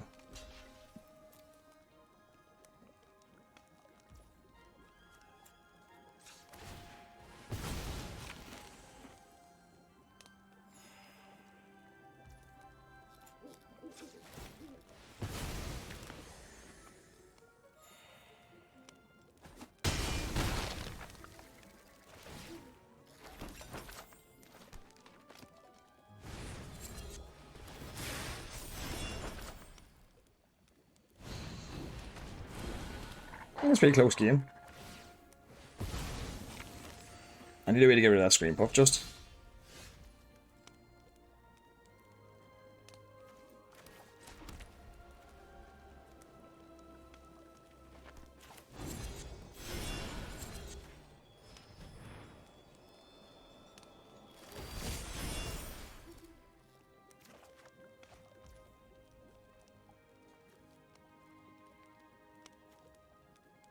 Now, Bestial Bloodline gets +2/+2.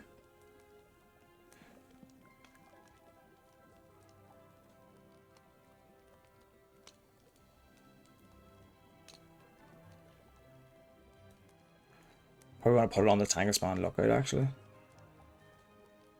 Oh, you can activate it once a turn, right? So he becomes a 4/4. 5/4. So no, I want to put that on my token, actually, I think. Yeah, I want to put that on my token.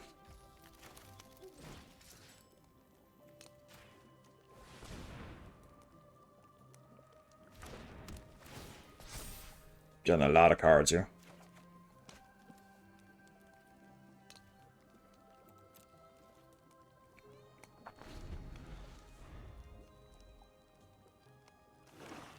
Yeah, he's due to flood out a little, yeah.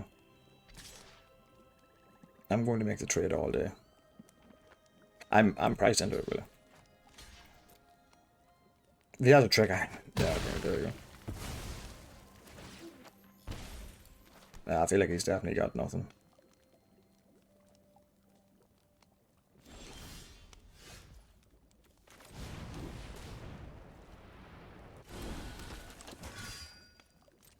Okay, I'm going to send the 4/4 Vigilance in because I want that to die so I can get it back.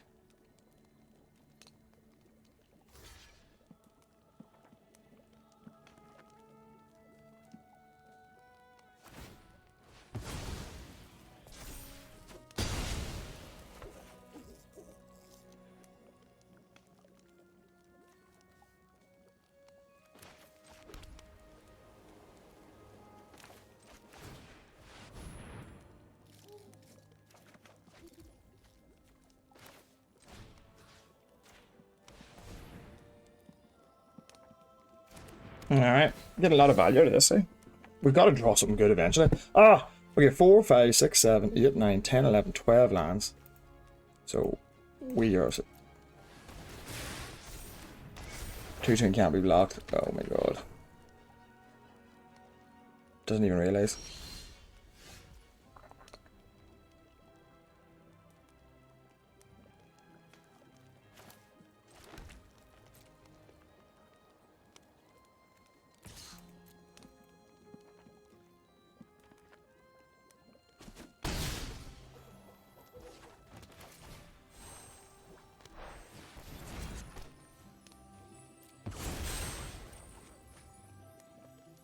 I mean, this basic bloodline has actually won me this game. Do you believe it?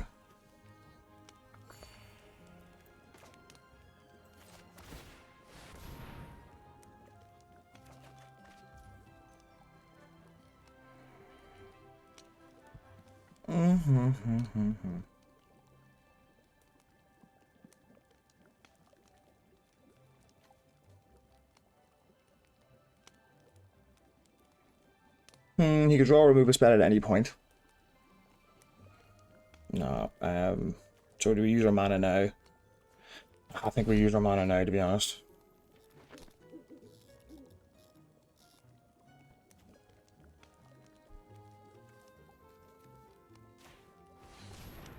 Use it now. Get our card. Let us plan for next turn.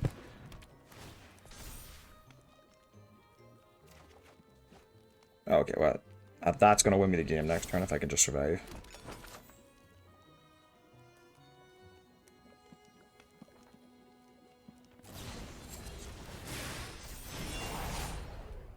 So can't be blocked. Okay. He swung with that auto the couple of times he could have, I'd be dead already.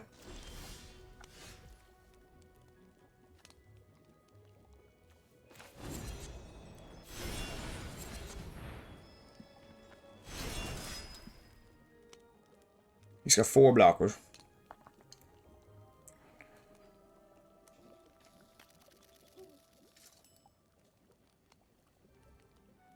He's got 4 blockers. Now, I'm going to be attacking for... What's that? 2, 6, 12, 17, 19, 20,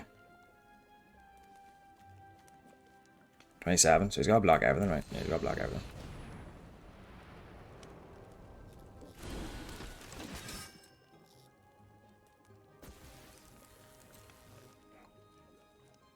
I haven't just mathed this out, but I'm pretty sure I just win. In the sense that he has to block a certain amount, so. And both the tokens are good to go, yeah, so. He's kind of boned, I think, at this point. I believe he's boned at this point.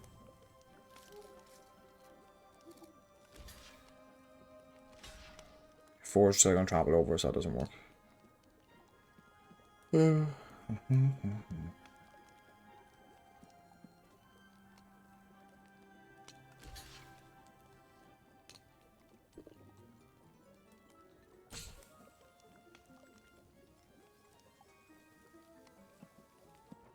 I can still lose, but I'm in pretty good shape here. Might actually just have flat up one. Yeah, I did. Yeah, he didn't block correctly. He didn't count for the trample damage. Very gay. That would. I tell you what, this deck, the games have been excellent. Bestial Bloodline coming in absolutely clutch there. You know, I'd say quite an inexperienced player though. Should never have given it back to me. So that's what I was hoping to get. 4 wins is what I was hoping to get. You can't win them all, you know, with a deck like this.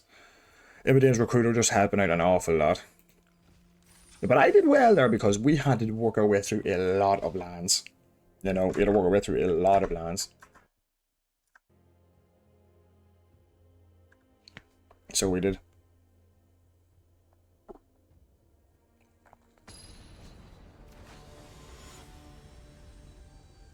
Some long games, some long, fun, grindy games here. I'm happy now. 4-3 is good for me. I go first. Yeah.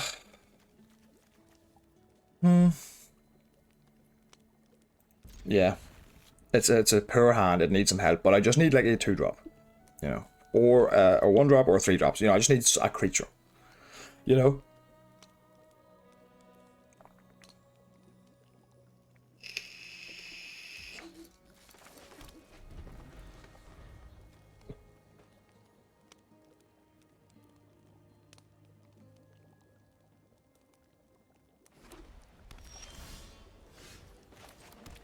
Okay, well that helps. We know what we're getting with the Return from the Wild. I mean, we're always going to get Mountain anyway, but... Okay, we'll make the... Return from the Wild. We'll make a 1-1. And grab ourselves a Mountain. And now we can bargain the 1-1 next turn. Yeah, that worked out perfectly. And he's probably like, I'm not going to kill a 1-1 with my Torch to Tower. And he really should, though.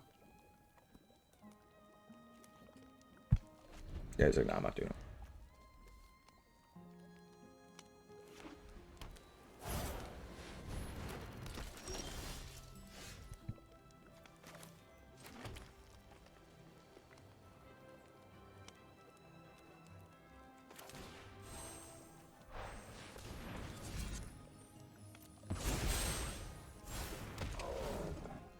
Alright, so we're in good shape here now. We've got a Graceful Takedown to sort of get rid of anything. There's nothing he can kill us with except for Cooped Up. I don't have any way to actually get rid of Cooped Up, but I can still use Graceful Takedown even if it's Cooped Up before he exiles it. So that's useful. Okay, Breath of Buyback's a good card.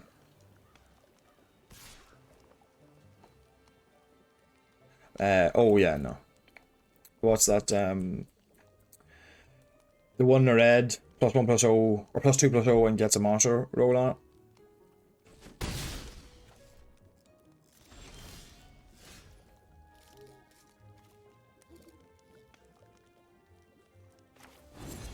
I get the value out of this, I think. Draw a land off this, hopefully.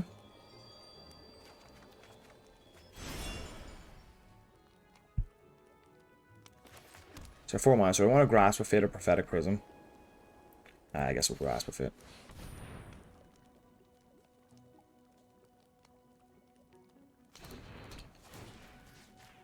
Get rid of the Prism. Yeah, there we go. I'm in good shape. But now we can all attack. Don't think I should be a Werefox Bodyguard over. No way. Stop this nonsense. Oh, I'm an idiot. And I just attacked into the same trick he had last turn. I'm an idiot. I knew he had it. Heck's sake.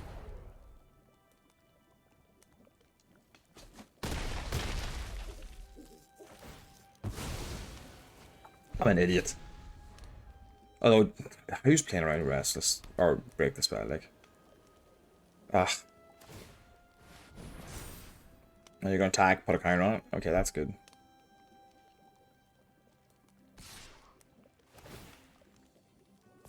Okay.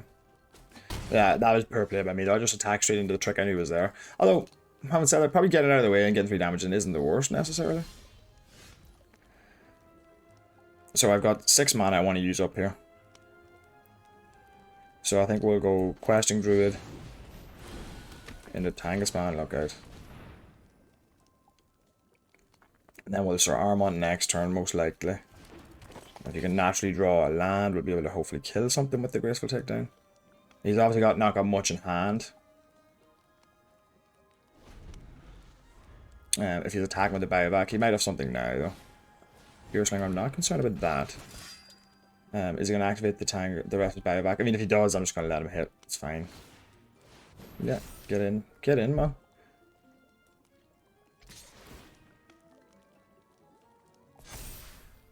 No blocks.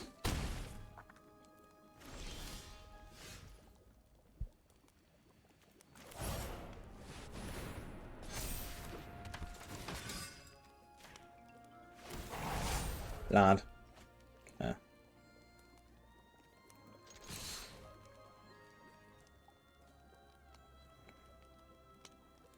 Feel pretty comfortable that I can win this race.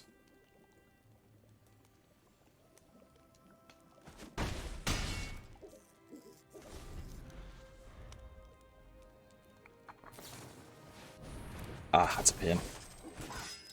What do you get rid of in that situation? Yeah. Sorry, that's a pain. So, nice while I cooped out. Yeah, fair. But I can still Graceful Takedown, which is nice. Interesting. Okay.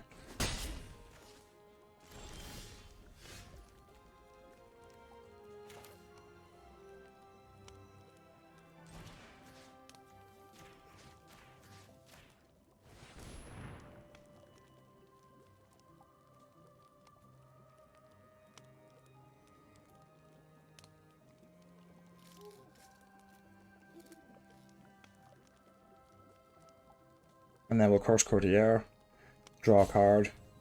Yeah.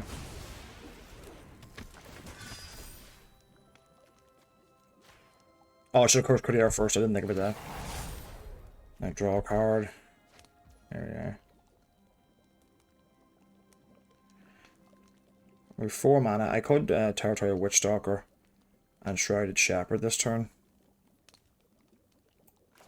No, I want to get the card draw off this.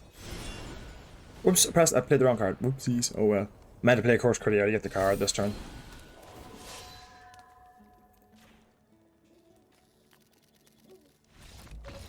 Okay, well, I don't think that was the end. Like, to be fair, we had time. We had loads of time.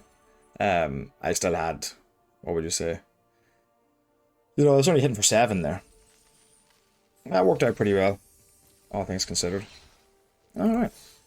Now, I would play another game, but I gotta go to work. So, I'm gonna go to work and I'll come back and finish this off later on.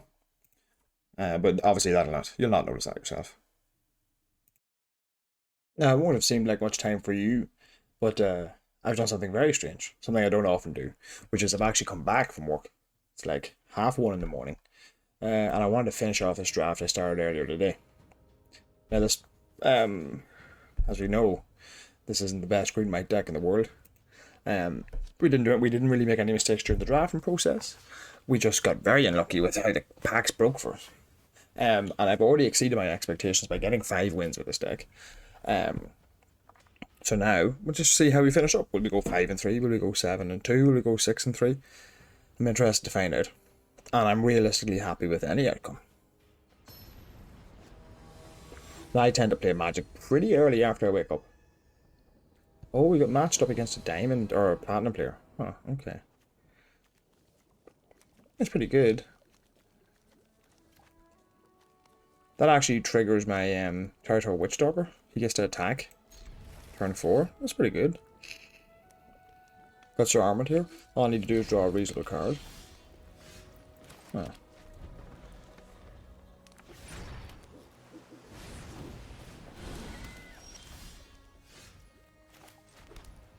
I don't need the Red of Fawn yet, so I'm actually going to play the Witchstalker here.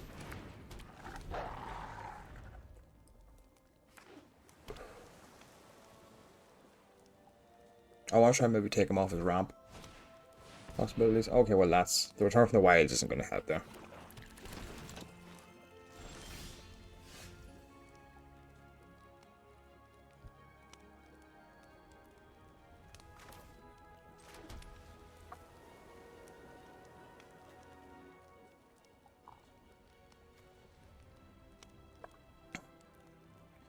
Do you want a Princess Takes Flight as Bramble Familiar? No, maybe we just Princess Takes Flight whatever he plays actually.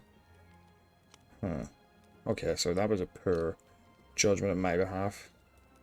So I guess we'll just play the Fawn. Pass. Next time we can still place our arm on, which is nice.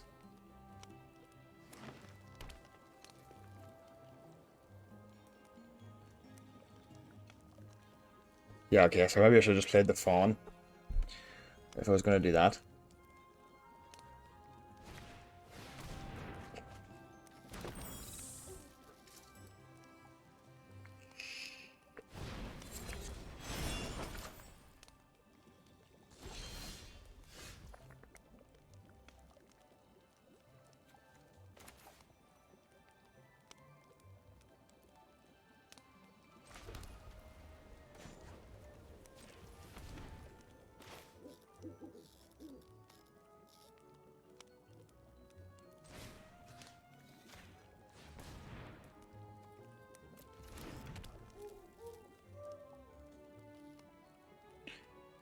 Alright, now you can try to Shepherd here and then play Princess Takes Flight, but I don't think that's necessary, so I think we'll just go short.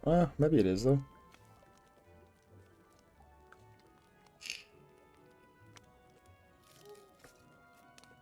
You only have the opportunity to do it now.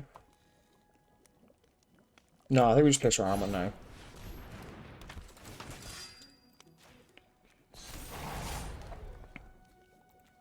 Send in the 5/5 trample. Now, I don't want to. Yeah, I just don't think it makes sense to Princess Take Flight or Bramble Familiar at this point. He's done most of his ramping.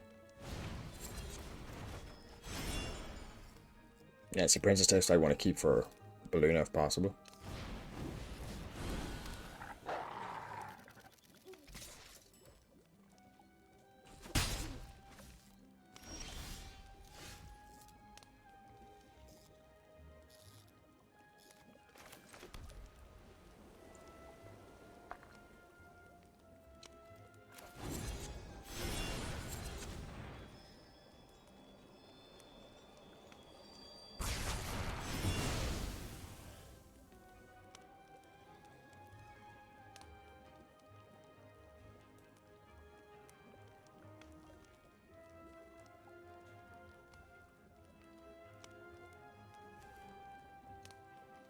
Shroud Shepherd now, I can attack for 6.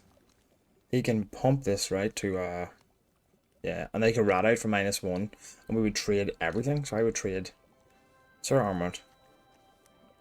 Yeah, I think that's probably the right play if he has rat out.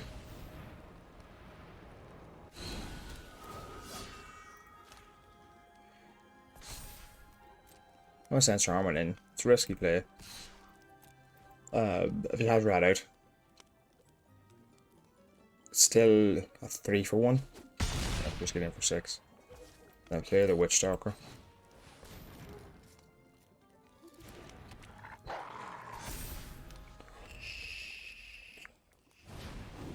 Yeah, Spirit Gatekeeper, we'll just Princess Takes Flight that.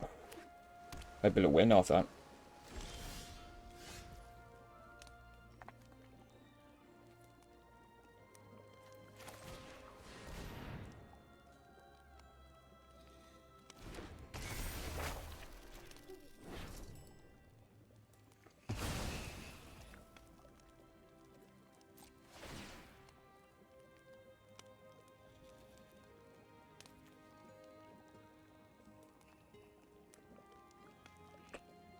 If I send everything now,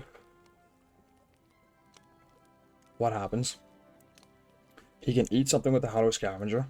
He can trade for something with the Bramble Familiar.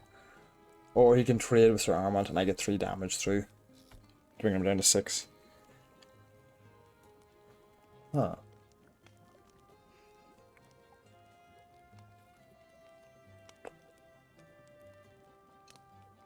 Yeah. I think that's the right play.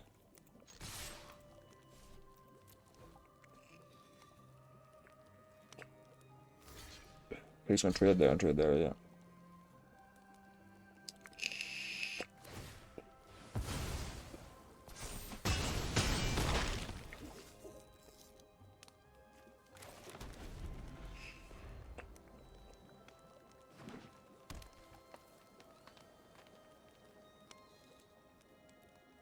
It's an aggressive play.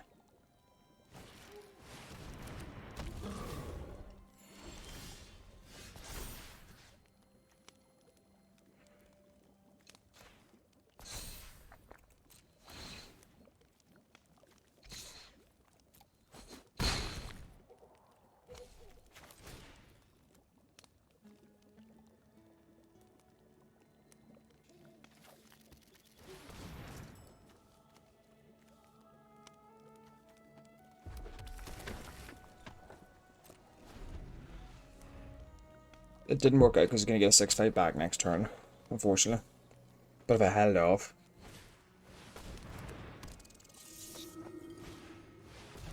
This is cool, but if I can get a wee bit of reach, I'm in good shape, actually.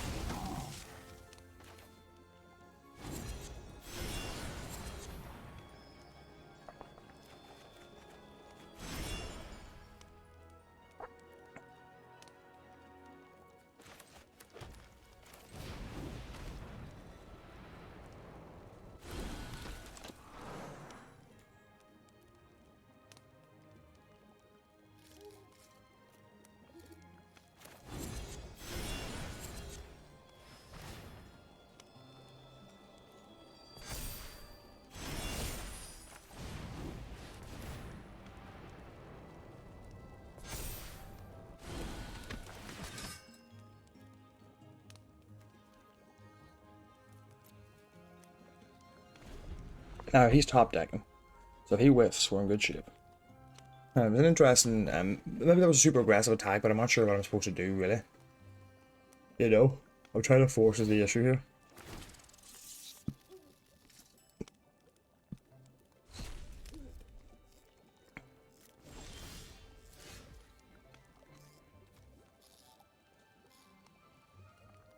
So he has 3 blockers, and I have 1, 2, 3, 4, 5 creatures. But the most he's going to get through is 2 damage, and he's got enough to heal, so just gotta hope for the best. Just gotta hope he keeps whiffing.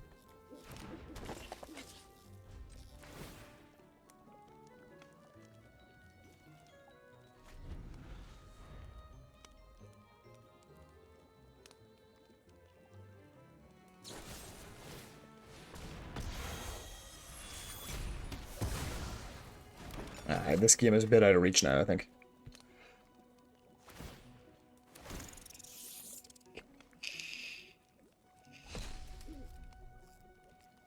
So ores would be really nice now.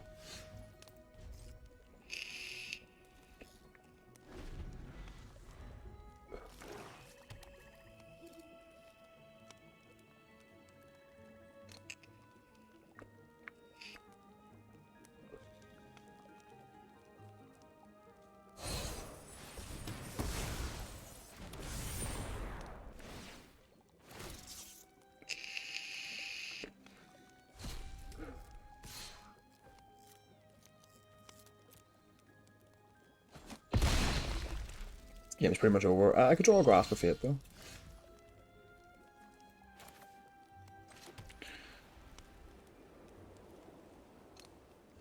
Nah, let me see. I'm a Danish recruiter.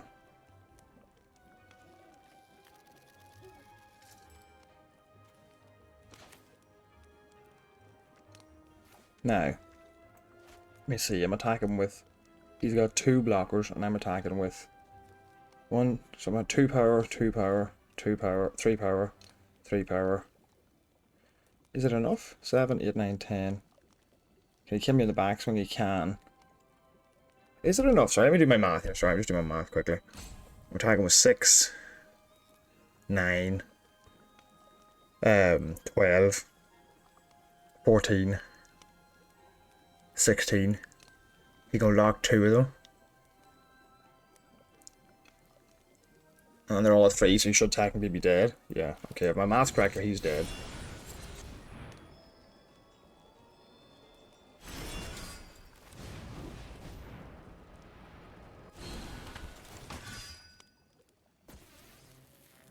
If my math's correct, he's dead.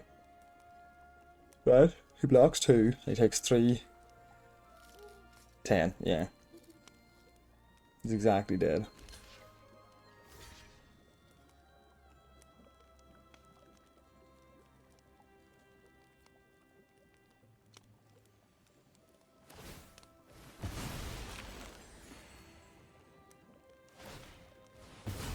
Yep, that's exactly 10. Oh, what a game that was. Forgive the lack of commentary, I'm quite tired. That was quite interesting. Because the question that remains is, was that hyper-aggressive attack to get him down the right play? I think it was. But it's very hard to know. And this is why Immigrant's Recruiter is so good. Just won me a game that I couldn't otherwise win, but I put myself in the position. You know? Was that the correct play? It'd be interesting to go back. I still think it was. Because I went 1-for-1 with both my creatures. You know? And all he had to do that turn was not attack with the Hammer Glutton, but I mean then he has to try and win the game, of course. And you would feel very safe.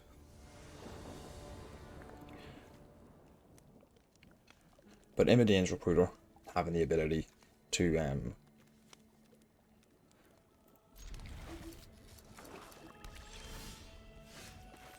just add 9 power to the board plus whatever else it added. Huge.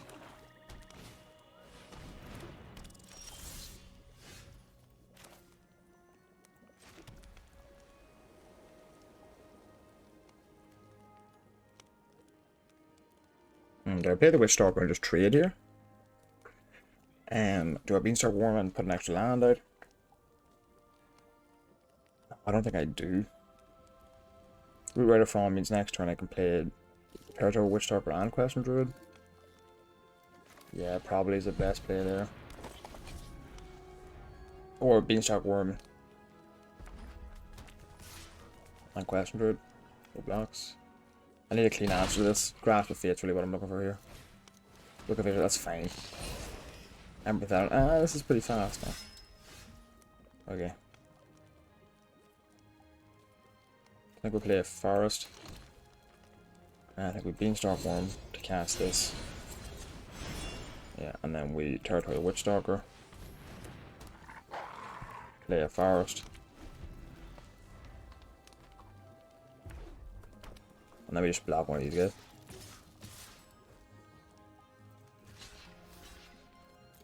We probably got a trick, but I get it out of his hand. Didn't have a trick. We just hoping to put a young rogue token on something. -1/-1. That's pretty good, but yeah.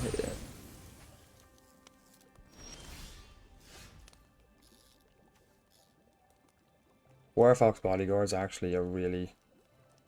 that's 1, right? I need to filter mana through that, so I have to play that and that. And that. So if I play Question Druid, right? No. Yeah, we need a 1-drop here, because that's technically 4 mana, right? Yeah. So let's play... We can go Question Druid, and then play Curse Courtier, maybe? And he's a 2/2, Curse Courtier is a 1/1. Nah, it doesn't seem like it would do any work. So let's just play a good old-fashioned Beanstalk Worm. Yeah, if he has cut in, we're in trouble. But even then, he's a lot of life. I got Trinity, that's fine.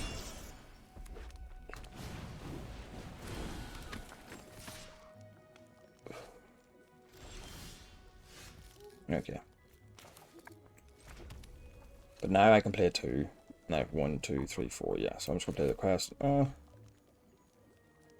Should I play the other side of Question Druid for card advantage? No, I shouldn't. I'd pass a turn, I think.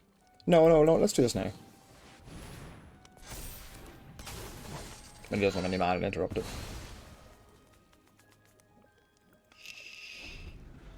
No attacks.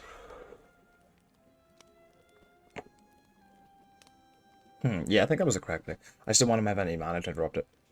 So he could easily just have anything, really. To kill the Werefox Bodyguard, even if he's in red-black.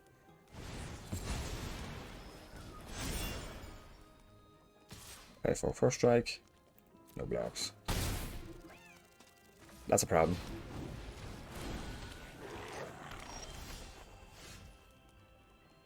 That is a big problem. So I think we Tank Spawn Lookout. Of course, Courtier. Makes it a 3-3. I draw a card here. And hopefully it's an answer. And he might have discard, so I think I will... No, I better play my land just in case. No attacks. I chumped the Ratcatcher Trainee, that's for sure.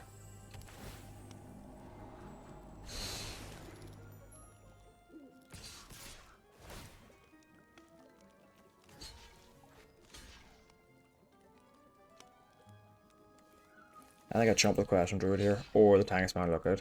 No, I chumped with the Question Druid here. Not chump, sorry, we trade, like.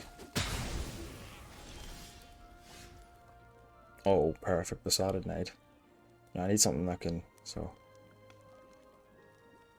Yeah, this works out perfectly. So, Royal Roll on the Worm. Now you can block the Trainee. I draw a card. For Arm with the Redeemer. Stick that in the Tank Spawn Lookout. Draw a card. Princess takes flight for next turn. And he just conceded. Oh dear me. Alright, he didn't have anything, but I didn't know that. You know, he didn't have anything, but I didn't know that. Ah. Well, there we are. Very surprised that this deck got the 7 wins. I know it's only in gold, of course. That's a card I haven't played with yet. Go Huntsman's Redemption. Very surprised, I have to say. So let's have a little look at it and see what really performed well. So, Utopia Sprawl was fine, it was good. I didn't have any explosive starts with it. Hope of Vigil, I don't remember drawing it very often. Shrouded Shepherd came in clutch the game before last. It's a solid card. Bestial Bloodline, not a good card, but sometimes you need to know when to play bad cards, you know. That's the thing. So let's actually just, I'm just going to get rid of this. Mana Base was fine. With the Root Rider Fawns and the, oh, whoops, excuse me. With the Root Rider Fawns and the Return from the Wilds, I was absolutely fine. And the Prism as well. So, let's look here at what really worked. So, we had Sir Armand. Right, and we had, where is it? Tank Spawn Lookout. And these cards performed really well. Tank Spawn Lookout specifically. But what we did to make sure that these worked is we prioritized taking up a Besotted Knight early. I remember that, or taking it in a card that would we prioritized it maybe over something better, technically better, right? Better card, but this is just more combo. So we made sure we got that. We made sure we got like the bare minimum we needed to make this work. Curse Courtier. So another card that combos with Tank Spawn Lookout, right? Then what else do we get? We forced ourselves to play the Bestial Bloodline just for this Lookout here. And then we had the Utopia Sprawl, which counts as an aura as well. I feel like we had one more, but maybe not. No, we didn't. Yeah, so that was it. So we only had 1, 2, 3, 4, and then Sir Armadis himself, right? It was 5, but that was just enough. That was just enough. We were seeing one a game, and then once we started, we were drawing closer and closer all the time. So that was excellent.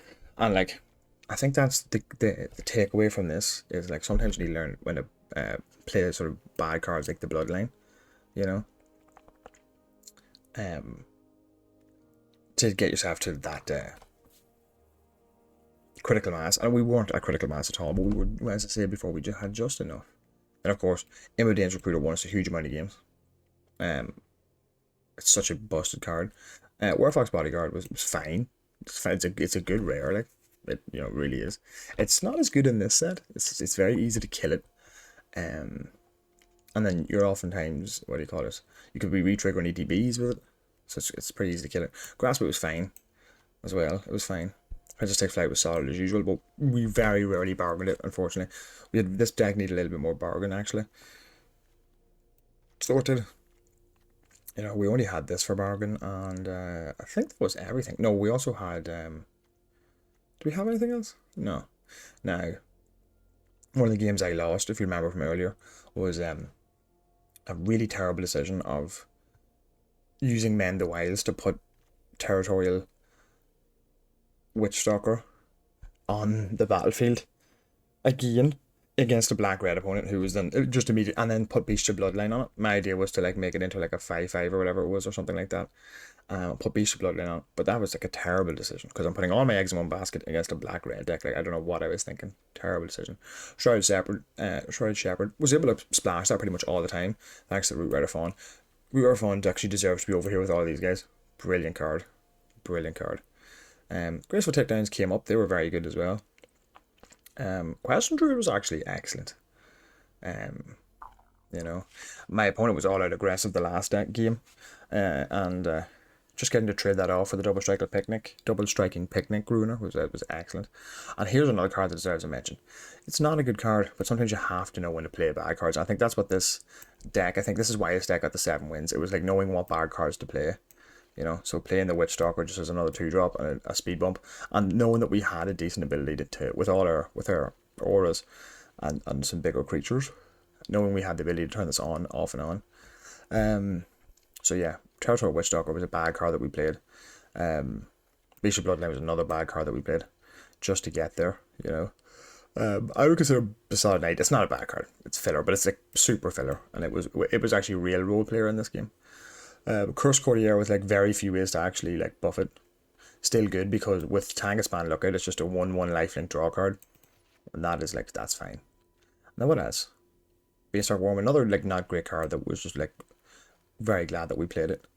The Prism doesn't really count as a bad card because it's not a bad card, but having that like just when our deck was a little short, having the ability to cast some of our other cards, sort of our splashes. And also just cycle us, really helpful. Better than playing any of these cards that probably would have just been desperately outclassed, you know. So I'm really happy with this deck actually, like how well it performed. I feel like it's a good example, as I've said, of knowing when to play bad cards and understanding, making not necessarily playing bad cards to make your good cards better. That's not exactly what we were doing, but it was like making sure that you have enough reasonable cards, Beast of Bloodline being an outlier here, to make your good cards better, you know, rather than just throwing in some 2/3/3/2 junkers. But yeah, sorry, I went deep on this one because I just really enjoyed the whole process. Oh yes, the deck must be 40 cards, is that right? Alright, fair. We'll put the lands back in. How did we have it as well with lands? We had it, God only knows where they are. Oh, there they are. Okay, I've made a mess here. 8. It was 8/9 or something like that, or 8/7 or something like that. And then a mountain. I think the splash was very necessary as well. I've been able to. Imitation Recruiter was excellent. Question Druid was good as well. And the what's the name of its adventure? Seek the Beast. It was strong the times we did play it, you know. And sometimes knowing when not to play that is important as well. Of course, you don't need to get value out of everything. You need to obviously work with the board. And then we were able to play our black cards off the Root Rider Fawn and the Prophetic Prism, right? And the Utopia Sprawl technically as well. So that was good. All right. I hope you enjoyed. I know I did. And I will see you next time. Oh no, actually, before we do that, let's claim. Let's get the yes, let's get that dopamine from the 2,200 gems and 6 packs.